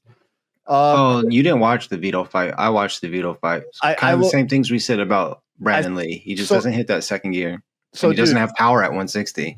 And he did fight a tough Polish guy. I was there till like the fourth round, and then I was like, we tried to beat traffic and didn't. Oh, so you saw the knockdown? Yeah, I saw the knockdown, and I thought I had a fucking parlay with him too. I had Damian Kneba, the Polish heavyweight, KO TKO, and I had Vito KO TKO at plus 100. I put a lot of money on it because I'm like, oh, these are kind of like locks. Like they're clearly want Vito to get the knockout, and he didn't. So he's good, but I think he's not champion level yet. Jamal just said Willie's ETA is 15 minutes. Yo, the show's gonna be over in 15 minutes. What the fuck? I hope Willie's all right. Yo, prayers up for Willie. Prayers up for Willie. Yeah, he's a sound boxer. He's technically, he doesn't have like a lot of flaws. I don't see. Right? No. And some, but not a lot. Yeah, but like, and he's also very young. I just think that ESPN really wants like a white Italian dude, and like that's their guy. I guess I don't know what. Well, because he has support, he has backing, right? Yeah. He was on PBC, and on PBC he was knocking out like Alexis Salazar and shit. Yeah, that's any Latino you knock out is good. That's good, but that's a real name. And then he had that last fight where a lot of people thought he should have lost. He got the draw, moves up a weight class. I was there for that fight. I didn't even know he moved up. This was moved up. I didn't even know. Yeah, because when he got there, he was at 54, wasn't he? Because they were talking about him fighting Zayas and everything. Yeah, you're right. Yeah, this fight was at 160. The thing with me is like, all right, he's winning fights though. Okay, the last one was close. He clearly won this fight, right? Yeah, easily. They did everything I'm telling you, dude, we just talked about the size of the ring. They did everything in their power to give him a knockout. They did everything in their power they could to give this guy. They wanted a Vito knockout. Yeah, they were late in the fight. He was just landing like throwing like one, maybe two punch combos, and they're like, "Where's the combos? Like, where's his quick flurries? Like Oscar would throw, he's got the hand speed for it." Yeah, I don't know. Also, because the knockdown he scored was nice. This is like a legit ring IQ move because the guy transitioned to southpaw, and he did it too. And as soon as he did, Vito threw that double straight right, dropped him. Yeah. He is smart. It's just I don't know that you can't push a rope. You know what I mean? Like they're pushing for like he was supposed to sell out Newark. They put this fight at the Prudential Center for Vito, the New Jersey kid, to bring all these people in there. And there was a lot of empty seats there. And I'm not taking you can see it on the broadcast. And that's not good either. They never want that. And I'm not taking anything away from Vito. Like he is who he is. And he's a well-spoken, nice guy. Just ESPN, I think, is or not ESPN, Top Rank is taking the wrong route with him. That's all. I don't think is he next level? Is he ready for that next tier? No, he's not ready for what they're trying to promote him as. Yeah, exactly. Because they're showing him with all his belts and stuff, even though literally every single one of them is a secondary title. And I hate that belt shit, bro. There was a guy. Awful. There was a guy, and nothing against him. There was a guy walking around, and he had a lot of hometown fans there. So I'm guessing he's from Jersey. And I think he knocked the dude out in like one of the second or third fight. I don't know who he was, but he was like walking around with this blue belt. And I looked at my friend that I knew from New York that was there. And I look at him, I go, what is that belt? I've never seen a blue belt. He's like, I don't know what that is. And like people were kissing the belt. And I'm like, what fucking belt is this? There's a guy I know who's got a belt like that. It's like a North America title. Okay. And like literally the guy he got it off of was like 5-3. Yeah. And every interview you see him on, he's got it like over his shoulder in the interview. And like I'm not even hating on the guys though. Like listen, if I got a belt, I'd wear that shit like a belt strap. You know what I mean? I'd take a shower with that fucking thing butt naked. But dude, he won it in like a fucking town hall. yeah. Like it had like the metal folded chairs as like the crowd. He wore it to like Canelo Munguia weigh-ins and shit. Oh my, yeah, that's crazy. I would do that, but you'd expect that from us. Like, what the fuck? It was weird. Yeah, and he got knocked out in the second round by one guy. So that guy got a fight on Top Rank and got knocked out in the first round by Alan Garcia. And see, like, this is what they need to. Boxing needs to let the regular people know that there's different levels. We're not like the UFC. Like, you make the UFC, you made it. You know, like boxing has different levels, and like I always say, people probably think of it tiers.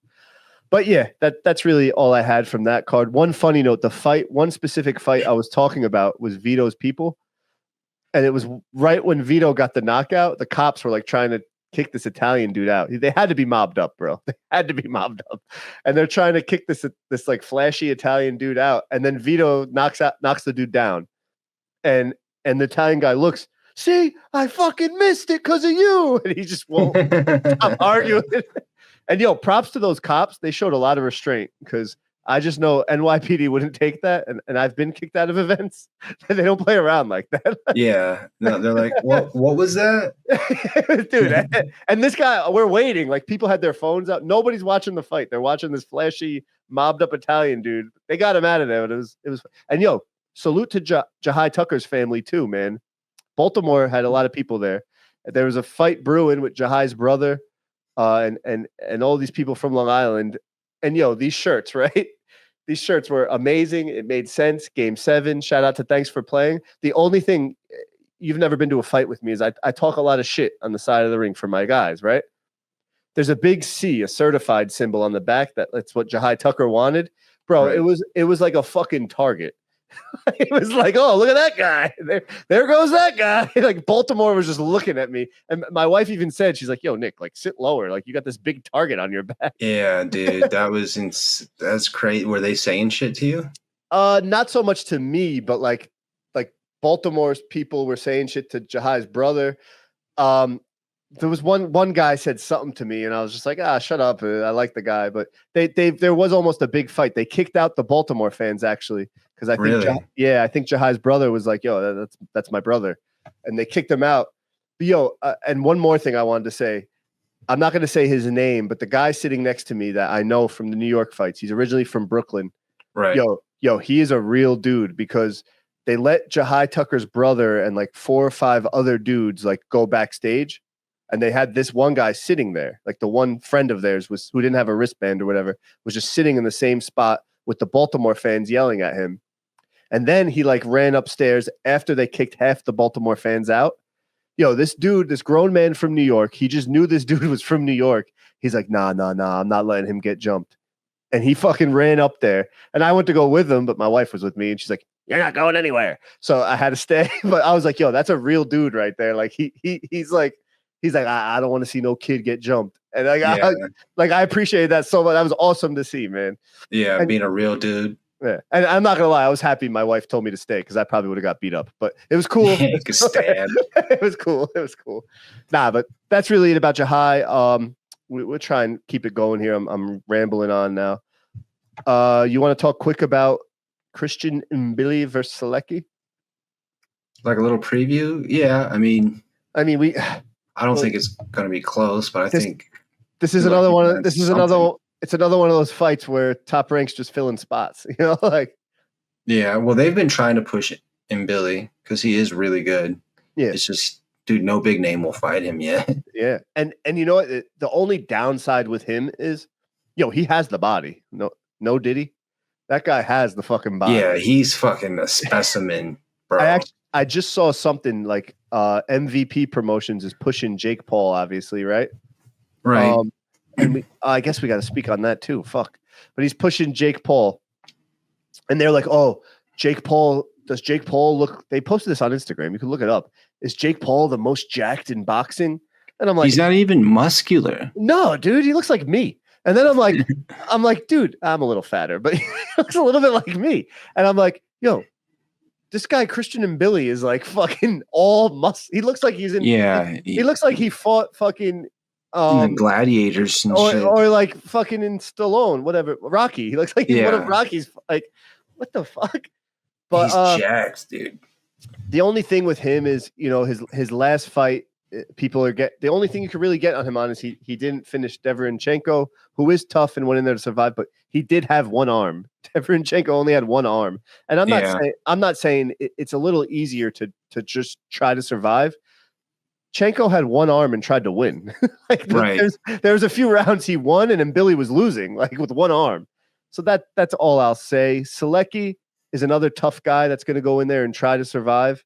If Billy can get him out, can get Selecki out of there, the fight to make is what's his face? Who's fighting our boy? Pacheco? Yeah. I know different promotions, but that's the fight to make, I feel. Yeah, because Berlanga won't fight either one of them, or Shiraz, whatever his name is. But and I don't want to hate on Berlanga or Shiraz because that is a tough fight for both of them on paper. Yeah. You know what I mean? So, but there was a rumor today that came out I thought was odd. It doesn't make sense, but it was posted by like a legit boxing page, so I'm a little curious. Yeah. Is that apparently in November, Turkey wants to make a card that has like Zepeda on it, even though he's fighting Shakur in July versus Andy Cruz. And then it's got Mbili on there if he were to win this weekend versus Lester Martinez. Okay. Who's dope, another like knockout. But I was like, I don't know. There's a lot of moving parts there and a lot of stuff. Like Zepeda legit is an underdog in a fight coming up. Yeah, and this is the biggest fight of his life. Right. What do you think, speaking of Zepeda, not to get too off topic, and this is what happens. So for those that are going to listen, Punchlines and we're always up late talking boxing because we're the only idiots awake. Yeah. and here we are again. I feel like it's not late, but we're just yapping. What do you think of Tevin Farmer versus what the hell, Kid Austin? Kid Austin? Yeah. I don't know. I feel like I'm putting as a betting man, dude, and Tevin Farmer's last two performances. I thought the Zepeda 2, right? Tevin Farmer versus Zepeda 2. I thought for sure Tevin Farmer wasn't going to be able to get up for that fight again. He's getting older. I didn't think he was going to train enough. You know what I'm saying? And he did his thing. I know you think Zepeda is a little overrated, but Tevin Farmer is Tevin Farmer, and he showed up for that fight. He's not coming in there to lose. He showed up for the Morataya fight too. And yeah, he always shows up. He's not and he knows right now if he beats Kid Austin, he's right back in the mix. Oh, 100%. And he wants big fights. I'm glad he's getting these bigger fights. Awesome, dude. Especially at this point in his career. I'm putting money on him. I'm not saying it's a lock. I'm not counting him out, dude. Yeah, and I've also never seen Kid Austin with anybody of his stature reputable. No, he was supposed to get the Sil fight, then that got canceled. Then he pulled out of the Shakur fight. This is his best opponent. 100%. And if he fought Shakur and lost, I'd be backing Kid Austin a lot. I'd be like, oh, he got a lot of experience in that. But no, he didn't. So to me, he is a live dog. I don't know what the odds are, but I'm putting money on him. What card is that on? I think it's definitely a DAZN card. But yeah, it's got to be. No, is it on the Macumbi undercard? That'd be a crazy fight to put on that card. I think it might. It's soon. I think it's the BAM card. Yeah, I think it's soon. Damn, that's a good ass card. I'm not gonna lie. I'm not 100% sure though, so don't. But whatever it is, I'm tuning in for that when I look it up. Again, yeah, I don't know what the odds are. I've been getting a lot of I don't want to say props, I guess, about my picks, but just know I lose more than I win. I only post the wins, but I have been getting a lot of props about my picks, so that's good to know. There is a good fight this weekend on that Jake Paul card, though. I really want to watch that co-main event. Who is that again? Just say it and it'll come back. Zurdo Ramirez versus Dorticos, the Cuban guy. Yeah. I think those are, for me. Or isn't it like Dorticos? Is that how you say it? Am I saying it right? Yeah, something like that. Dorticos, Dorticos, something. I don't fucking know. Whatever. They call me Chain, so you know what? When they get it right, I'll get it right. Oh, I got you, bro. I got you. I know you don't like Zerto, but I like I Zerto, don't man. hate him. I like think watching him fight. He's a fun guy to watch fight. I ever just since don't think he's the shit. ever since he like missed weight and admitted he did cocaine, whatever, like he's been like on a tear in a sense. Yeah, his fight. I mean, he beat Joe Smith Jr. at cruiser, but that I didn't fun think. fight. I thought Joe's, and I'm a little biased. Joe Smith is from a few towns over. I thought I love Joe Smith Jr. I thought he was gonna knock him out. You thought he was going to knock Zerto out? Yeah, I thought he was gonna knock him out. Oh, see, I thought Zerto was going to knock him out because he hadn't. He got knocked out by Beterbiev. He hadn't fought in a while. He was going up a weight class. He looked okay. Yeah. But then Zerto just beat. Oh, he beat Chris Billon Smith. Billon Smith is legit good. Mm-hmm. And that last guy he fought, it was like a German dude, I think. Who's I don't know him. That guy was. Hold on. Let me look it up quick because I forget his fucking name. But I became a fan after that fight.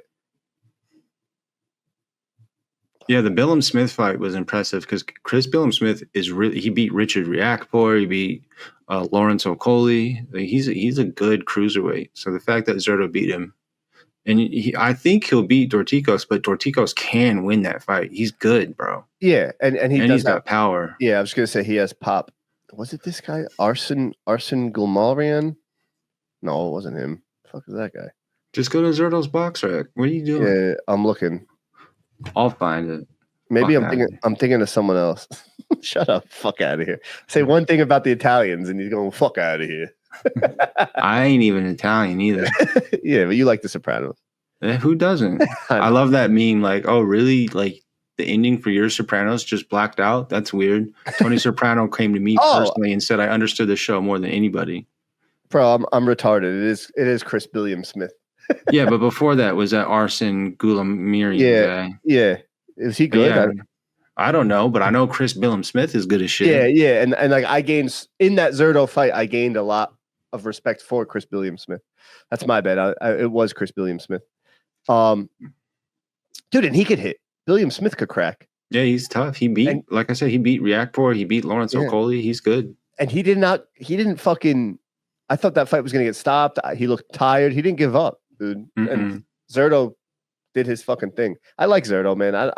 This clean cut Zerto, I like the fat Zerto, and I like him. I could see him losing a lot of early rounds to the Cuban dude though, because the Cuban dude, he's got good timing, he can box, he's got good pop. But I think Zerto's pressure and size are gonna work because Gassiev wore that dude down back in the day. Yeah, but Gassiev could fucking crack. So can Zerto though, dude. It's like a different, not the same, but he just has pressure. He also throws more punches than Gassiev does too. He throws more combos. So I saw Gassiev. I follow him on like my personal account, right? Yeah. And I saw him training, dude, and like, yo, he looks like if I didn't shave my head, like that's how my hair would look. Really? But like it's weird to see because he's got way more power and like drive than I do. So I see him training, and I took a quick glance, and I'm like, bro, that looks like a video of me boxing, just way better. Like, what the fuck? Like, damn, when did I get good as fuck? Yeah, like, why is this guy so powerful? Why am I powerful? Is this AI? What happened to him, dude? We talked about him recently, I think you and I. He moved up to heavyweight. He had a fight against Otto Wallin, actually. Oh. Before Wallin fought Joshua, and he lost. And apparently it was boring as fuck. Yeah. Other than that, I don't know anything. A guy like him is just promoted wrong, too. Yeah, he's probably just big in Russia. A lot of those Russian guys are like that. Yeah, that's true. It's a fucking different market over there. But yeah, I actually forgot about that Gilberto fight. I'm excited for that. I guess though we have to speak on it. What's your take on the Jake Paul fight? Are you betting? If you were betting, are you betting Jake Paul? Are you? Yeah, I don't trust fucking Chavez, bro. He lost to Anderson Silva, dude, recently, and not even that. Like anybody that would take a dive is him. Like in boxing, 100%. In boxing, if you had to ask one person, I hope no one watches this because I work for Adams and he's like one of our sponsored fighters. Yeah. But I want him to win. I would love for him to win, but I just don't trust him. I mean, Jake Paul is looking a lot better too, from a pure boxing standpoint. And like he has people hate on the guy, but he clearly devotes a lot of time to it. And I got to give one thing to him and his brother. Like at first, years ago, when they first came on the scene, I was like, dude, fuck these dudes. Like, they basically did everything we want to do. They went viral and got fucking. Yeah. I'm like, fuck these guys. Got they're not these even big ass fights. Yeah, and like they're not even funny. Like, what the fuck? Fuck these guys. But then they both in their craft, like his brother with the WWE and him with boxing, they're taking the right steps and they're making it. So I can't hate on them. Yeah, bro. I wish I was famous and could fight like Sugar Ray Leonard or something. Yeah.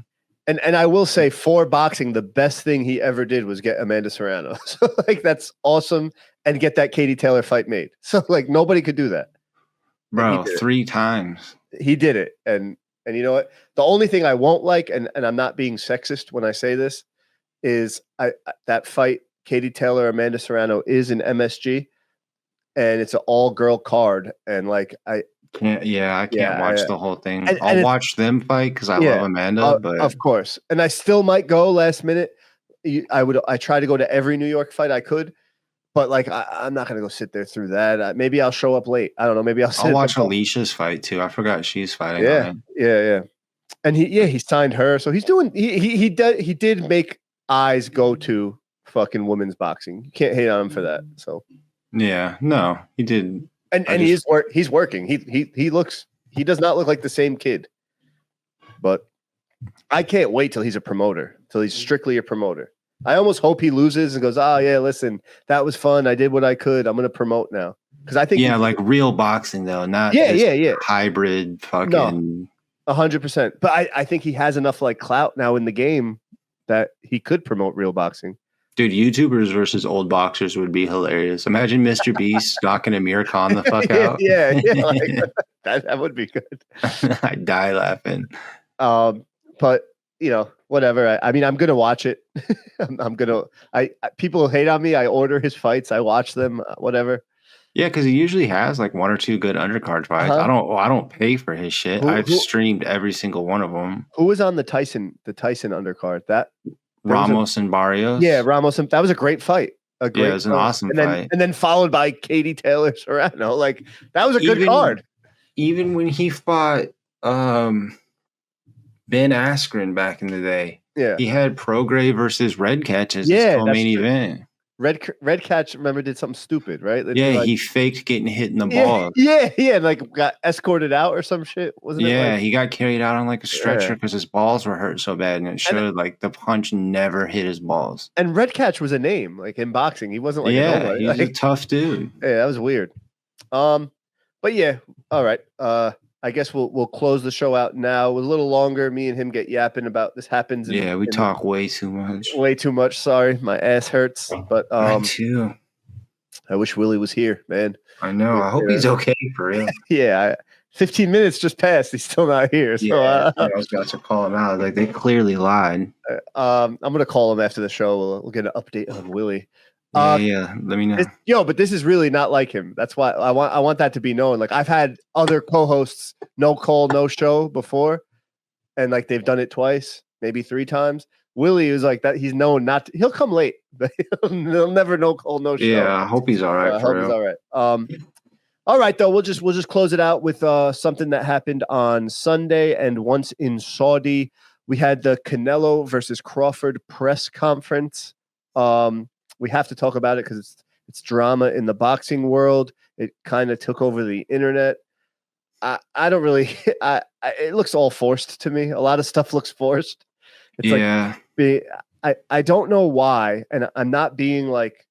Maybe it's just a different culture or something, but everything Turkey touches looks forced to me. Like, because dude, he's a fucking royal member in a country. He's like, what's he gonna do? Be like, yeah, we're gonna do this. Like, no, first of all, nobody can be like, sir, they're not gonna buy that. They're not gonna believe this because they'll die. And even if they do tell him that, he'll be like, what do you mean they won't believe it? Like, if they don't believe it, we'll kill them. And in his defense, in a sense, he's a real boxing fan. So like he's just having fun with these like toys. Like, he's just a nerd, dude. That's all he is. Like these boxers, just the prep. The fights are good, but the prep, it looks like he has like toy wrestlers. Remember those little toy wrestlers when everyone had as a kid? Like he has them and he's just fucking with them. Like in the fucker from Jimmy Neutron with his Voltron toy. Yeah, dude. Like, that's what this felt like. You see the difference between and I'll close out with this, but like the Saudi presser, right? There was no crowd noise, nothing. Then they go to New York City and there's some beef. There's crowd noise. The fighters get a little more amped because the real boxing fans are there. The drunk hooligans are there. And unfortunately, that's going to be the last time you hear crowd noise because then they're going to go back to Saudi and have this fight, right? Or maybe they're doing a presser in Vegas too. I thought the fight was in Vegas. Is it in Vegas? Am I retarded? Yeah, I thought it got confirmed for Allegiant Stadium.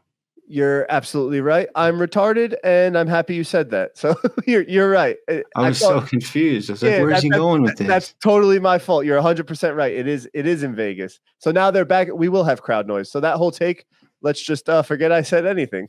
You're right. Yeah, they're gonna. Oh man, I hope they fill that bitch up. No, they will. Canelo will fill up. I guess in Saudi it looked really forced, and then like the push with Canelo looked forced, but you're right. It is. And then there's going to be shots of the airport with all the celebrity private jets flying in just to watch it. But this is props to him then. Props to Turk. He's learning. You can't have these fights in Saudi. You can't have them all the time, especially those huge cards like that. And you know what? Good for him then. He's learning because the Berlanga card is in New York and there is fans. I'm actually working on getting my tickets now. So that's good to know. So he is learning. All right. I forget about everything I just said. I'm fucking I'm retweeted. So you can't say that word. You see Canelo fucking going after him, basically calling him out, saying like, yeah, he wants Crawford to win. Crawford's his boy. Yeah. That's good though. I want mean Canelo. Yeah, he's a dick. But did you see like the dinner too? Like it was weird, dude. It was really weird. Yeah, it was fucking odd. And you know what? Shame on Terrence Crawford, bro. He's at this royal guy's house and he wore a t-shirt. It could have been. I bet you, like, you know what though? I bet you there's going to be some stupid ass like food fight video, like, and they shot it there. That's going to be the trailer for the fucking. If that is, we got to cut this clip and post it because you've been right lately. You've been very right lately with like, my crazy ass conspiracy theories. like the semantics of background of boxing. You've been on point. So I see through the bullshit, Turkey. Damn, dude, you're right. That is in Vegas. I was talking to people. They're like, "Yo, you going to Vegas?" I'm an idiot. But see, that's what Turk does. Like, I thought for sure this fight was going to be in Saudi. No, I'm glad it's not. Yeah, 100%. He's doing the right thing. I'm glad it's at like a real stadium too, and like, we're doing this fight at the Hoover Dam. Like, what? yeah. And dude, it will sell. It will fucking sell. It's Canelo Crawford. I don't care what anyone says. Crawford is a big dude. Also, too, I heard, and I don't even know if I'm supposed to say this or whatever, but I heard from a friend. I'm not going to name names, and I may have told you this. Crawford has the most natural testosterone of anybody like ever. Like he tests super high. Maybe it's out there. I could say it. He tests super high in testosterone. Yeah, he's a real dude too. He's just a fucking like posting the pictures of him and Canelo staring off, and he chose Lil Boosie as his song. I'm like, oh man, and Crawford might win, bro. And he's super competitive. But 100%. The only thing I will say, so is Canelo, and Canelo's not going in there to lose to Crawford. No. I hate that he's holding these belts hostage, though. Let's drop the belts if you're going to do stuff like this. But who else also is there for him to fight? Realistically, at 168. And this isn't me being a Canelo fanboy, but Benavidez isn't at 168 anymore. But do you think if it was like contracted, you think Benavidez wouldn't go to 168 to fight Canelo? Anybody would go through anything for that money. He's the money. No, I'm not saying he wouldn't, but would we be excited about that fight with him making Benavidez suck back down to 168? I think I will. I think with everything that built do you think people would be more excited about that than this Crawford fight? Because I don't. I honestly do not. I think Benavidez versus Canelo though is because like I do see there's a chance for Crawford to win. I just. Canelo is not going in there to lose, and I'm a big "what have you done for me lately" guy. Yeah, and I don't want to go too far into it, but Crawford didn't look that great in his last fight. No, he didn't against Mondrama, and he's bumping up again, right? Yeah, 2 weight classes from that. And Canelo, say what you want, his opponents have been but he's been there. He's been and that fight was almost a year ago. You know what I mean, though? Like, so Crawford's going to get hit with some shit that he's never got hit with. That's all I'm saying. I'm backing him. I'm rooting for him. I want the American to win 110%. I'm just saying. By the time he fights Canelo, he would have 2 fights in the last 2 years. It'd be Spence and Madrimov, nobody else. Yeah, and Spence there's still question marks about that. Like, what the fuck was wrong with him? That didn't look anything like him. And I'm not. Yeah, and it's not taken away from Bud either, because what Bud did was special. But Errol, it didn't look like the same Errol. But you take that Bud fight away from him, right? From Crawford. Canelo kind of has a point. Like, what have you done? Yeah, and did you see Bud's arguments to that? He's like, are you going to tell me Postol wasn't elite? You going to tell me Ricky Burns wasn't elite? Crawford, like, yeah, we are. And then Canelo did have like good responses. He's like, yeah, he got knocked out in my gym. Like, what the fuck are you talking about? And it was so I don't know. And I'm not taking anything away from Crawford. I'm rooting for Crawford. I'm no, but it's being objective. Yeah, I need to know what I know in boxing. And yes, Canelo has let me down on this farewell tour, right? Because it's not like Canelo's been looking remarkable. No, and he's changed. He's slowed down. He's slowed down. It's 1 punch at a time most of the time. Yeah, and yes, but that being said, he's not going to go out with a loss to Crawford. You know what I mean? Like, he's giving it everything he has. At least not willingly, I get is what you're saying. Yeah. And I will say this, Crawford wins a lot of his fights with his pop and power. That's not going to affect Canelo here. But he can box. He can box, but so can Canelo. And like the only way to really, really like dude, Triple G didn't get Canelo out of there and he got hit clean. Dimitri Bivol was lighting Canelo up and didn't get him out of there. And Bivol, say what you want, he's not a power puncher, but at 175, Canelo moved up. You know what I'm saying? Like, yeah, still, Bivol's not like thunderous power, but he had enough power to bother Beterbiev. And Canelo was returning. I'm just saying, Canelo's chin is arguably the best in boxing, and maybe it's not even arguably; it's the best chin in boxing. Yeah. That's all. Right. I mean, all time, I would say Triple G. Triple G. Get hit with some crazy shit, bro. Triple G got hit clean by Canelo and didn't go down. Like, he kept walking forward, bro. It was insane. But not. I'm not saying all time, but right now that you can't, and you're never going to lose your chin. Like you have to get knocked down to lose it. I guess. I don't know. Or cut a lot of weight. Or that's another thing too. Or cut in general. Like when has Canelo ever bled? He does swell though. Yeah, but he's got a big head. To get swelling more. His head is so fucking big. Like, yeah. I don't know. I don't want to preview that yet, but like the presser just looks weird to me. Thank you for correcting me. You are right. It is in Vegas. I'm an idiot. But there's so much shit going on in Saudi, and it was so silent. Like my PTSD kicked in, and I'm like, and the fact that they're like, it could be in Saudi. It's like, dude, why? And is the fight going to be in daytime? Remember earlier when we started this, I was like, oh, remember that. Is it going to be during the day? Oh man, I haven't seen nothing about that. It better not be. Not in Vegas. You can't do a fight at daytime in Vegas. There's some weird like beef with Oscar De La Hoya and fucking Turk about like it being played during the day, and I don't know if I misinterpreted it, but Oscar. Why does Oscar give a shit? I don't know. Oscar just, Oscar. I know. All right, now we're getting a little all over the place, but he does give a shit for some reason. But he doesn't have a fighter on that card, does he? I don't think so. Not that I know of. I know him and Dana don't like each other at all. It might have to do something with that. Did you see Dana too, though? That's another thing. Like the Dana shit looks forced, and nothing against Dana White. Great dude, promotes UFC. Great. You see, they're trying to make the most out of the opportunity of the optics on the fight with Dana there and Canelo and Crawford and all that. And they brought back Max Kellerman like he's some savant. Like, and no offense to Max Kellerman, he was all right. Oh man, I need to make a meme of fucking Chris Mannix being mad that Max Kellerman's back. There he is, the legend punchline. Should I do? Yeah, like you're taking everything I worked for, motherfucker. So look at him work. But dude, that's just honestly how I make my meme. Yeah, this guy's the meme, the boxing meme, fucking general. Yeah, that's really it. I'm rambling on here now. Sorry for the technical difficulties again. We are new to going live. It's only our third episode live.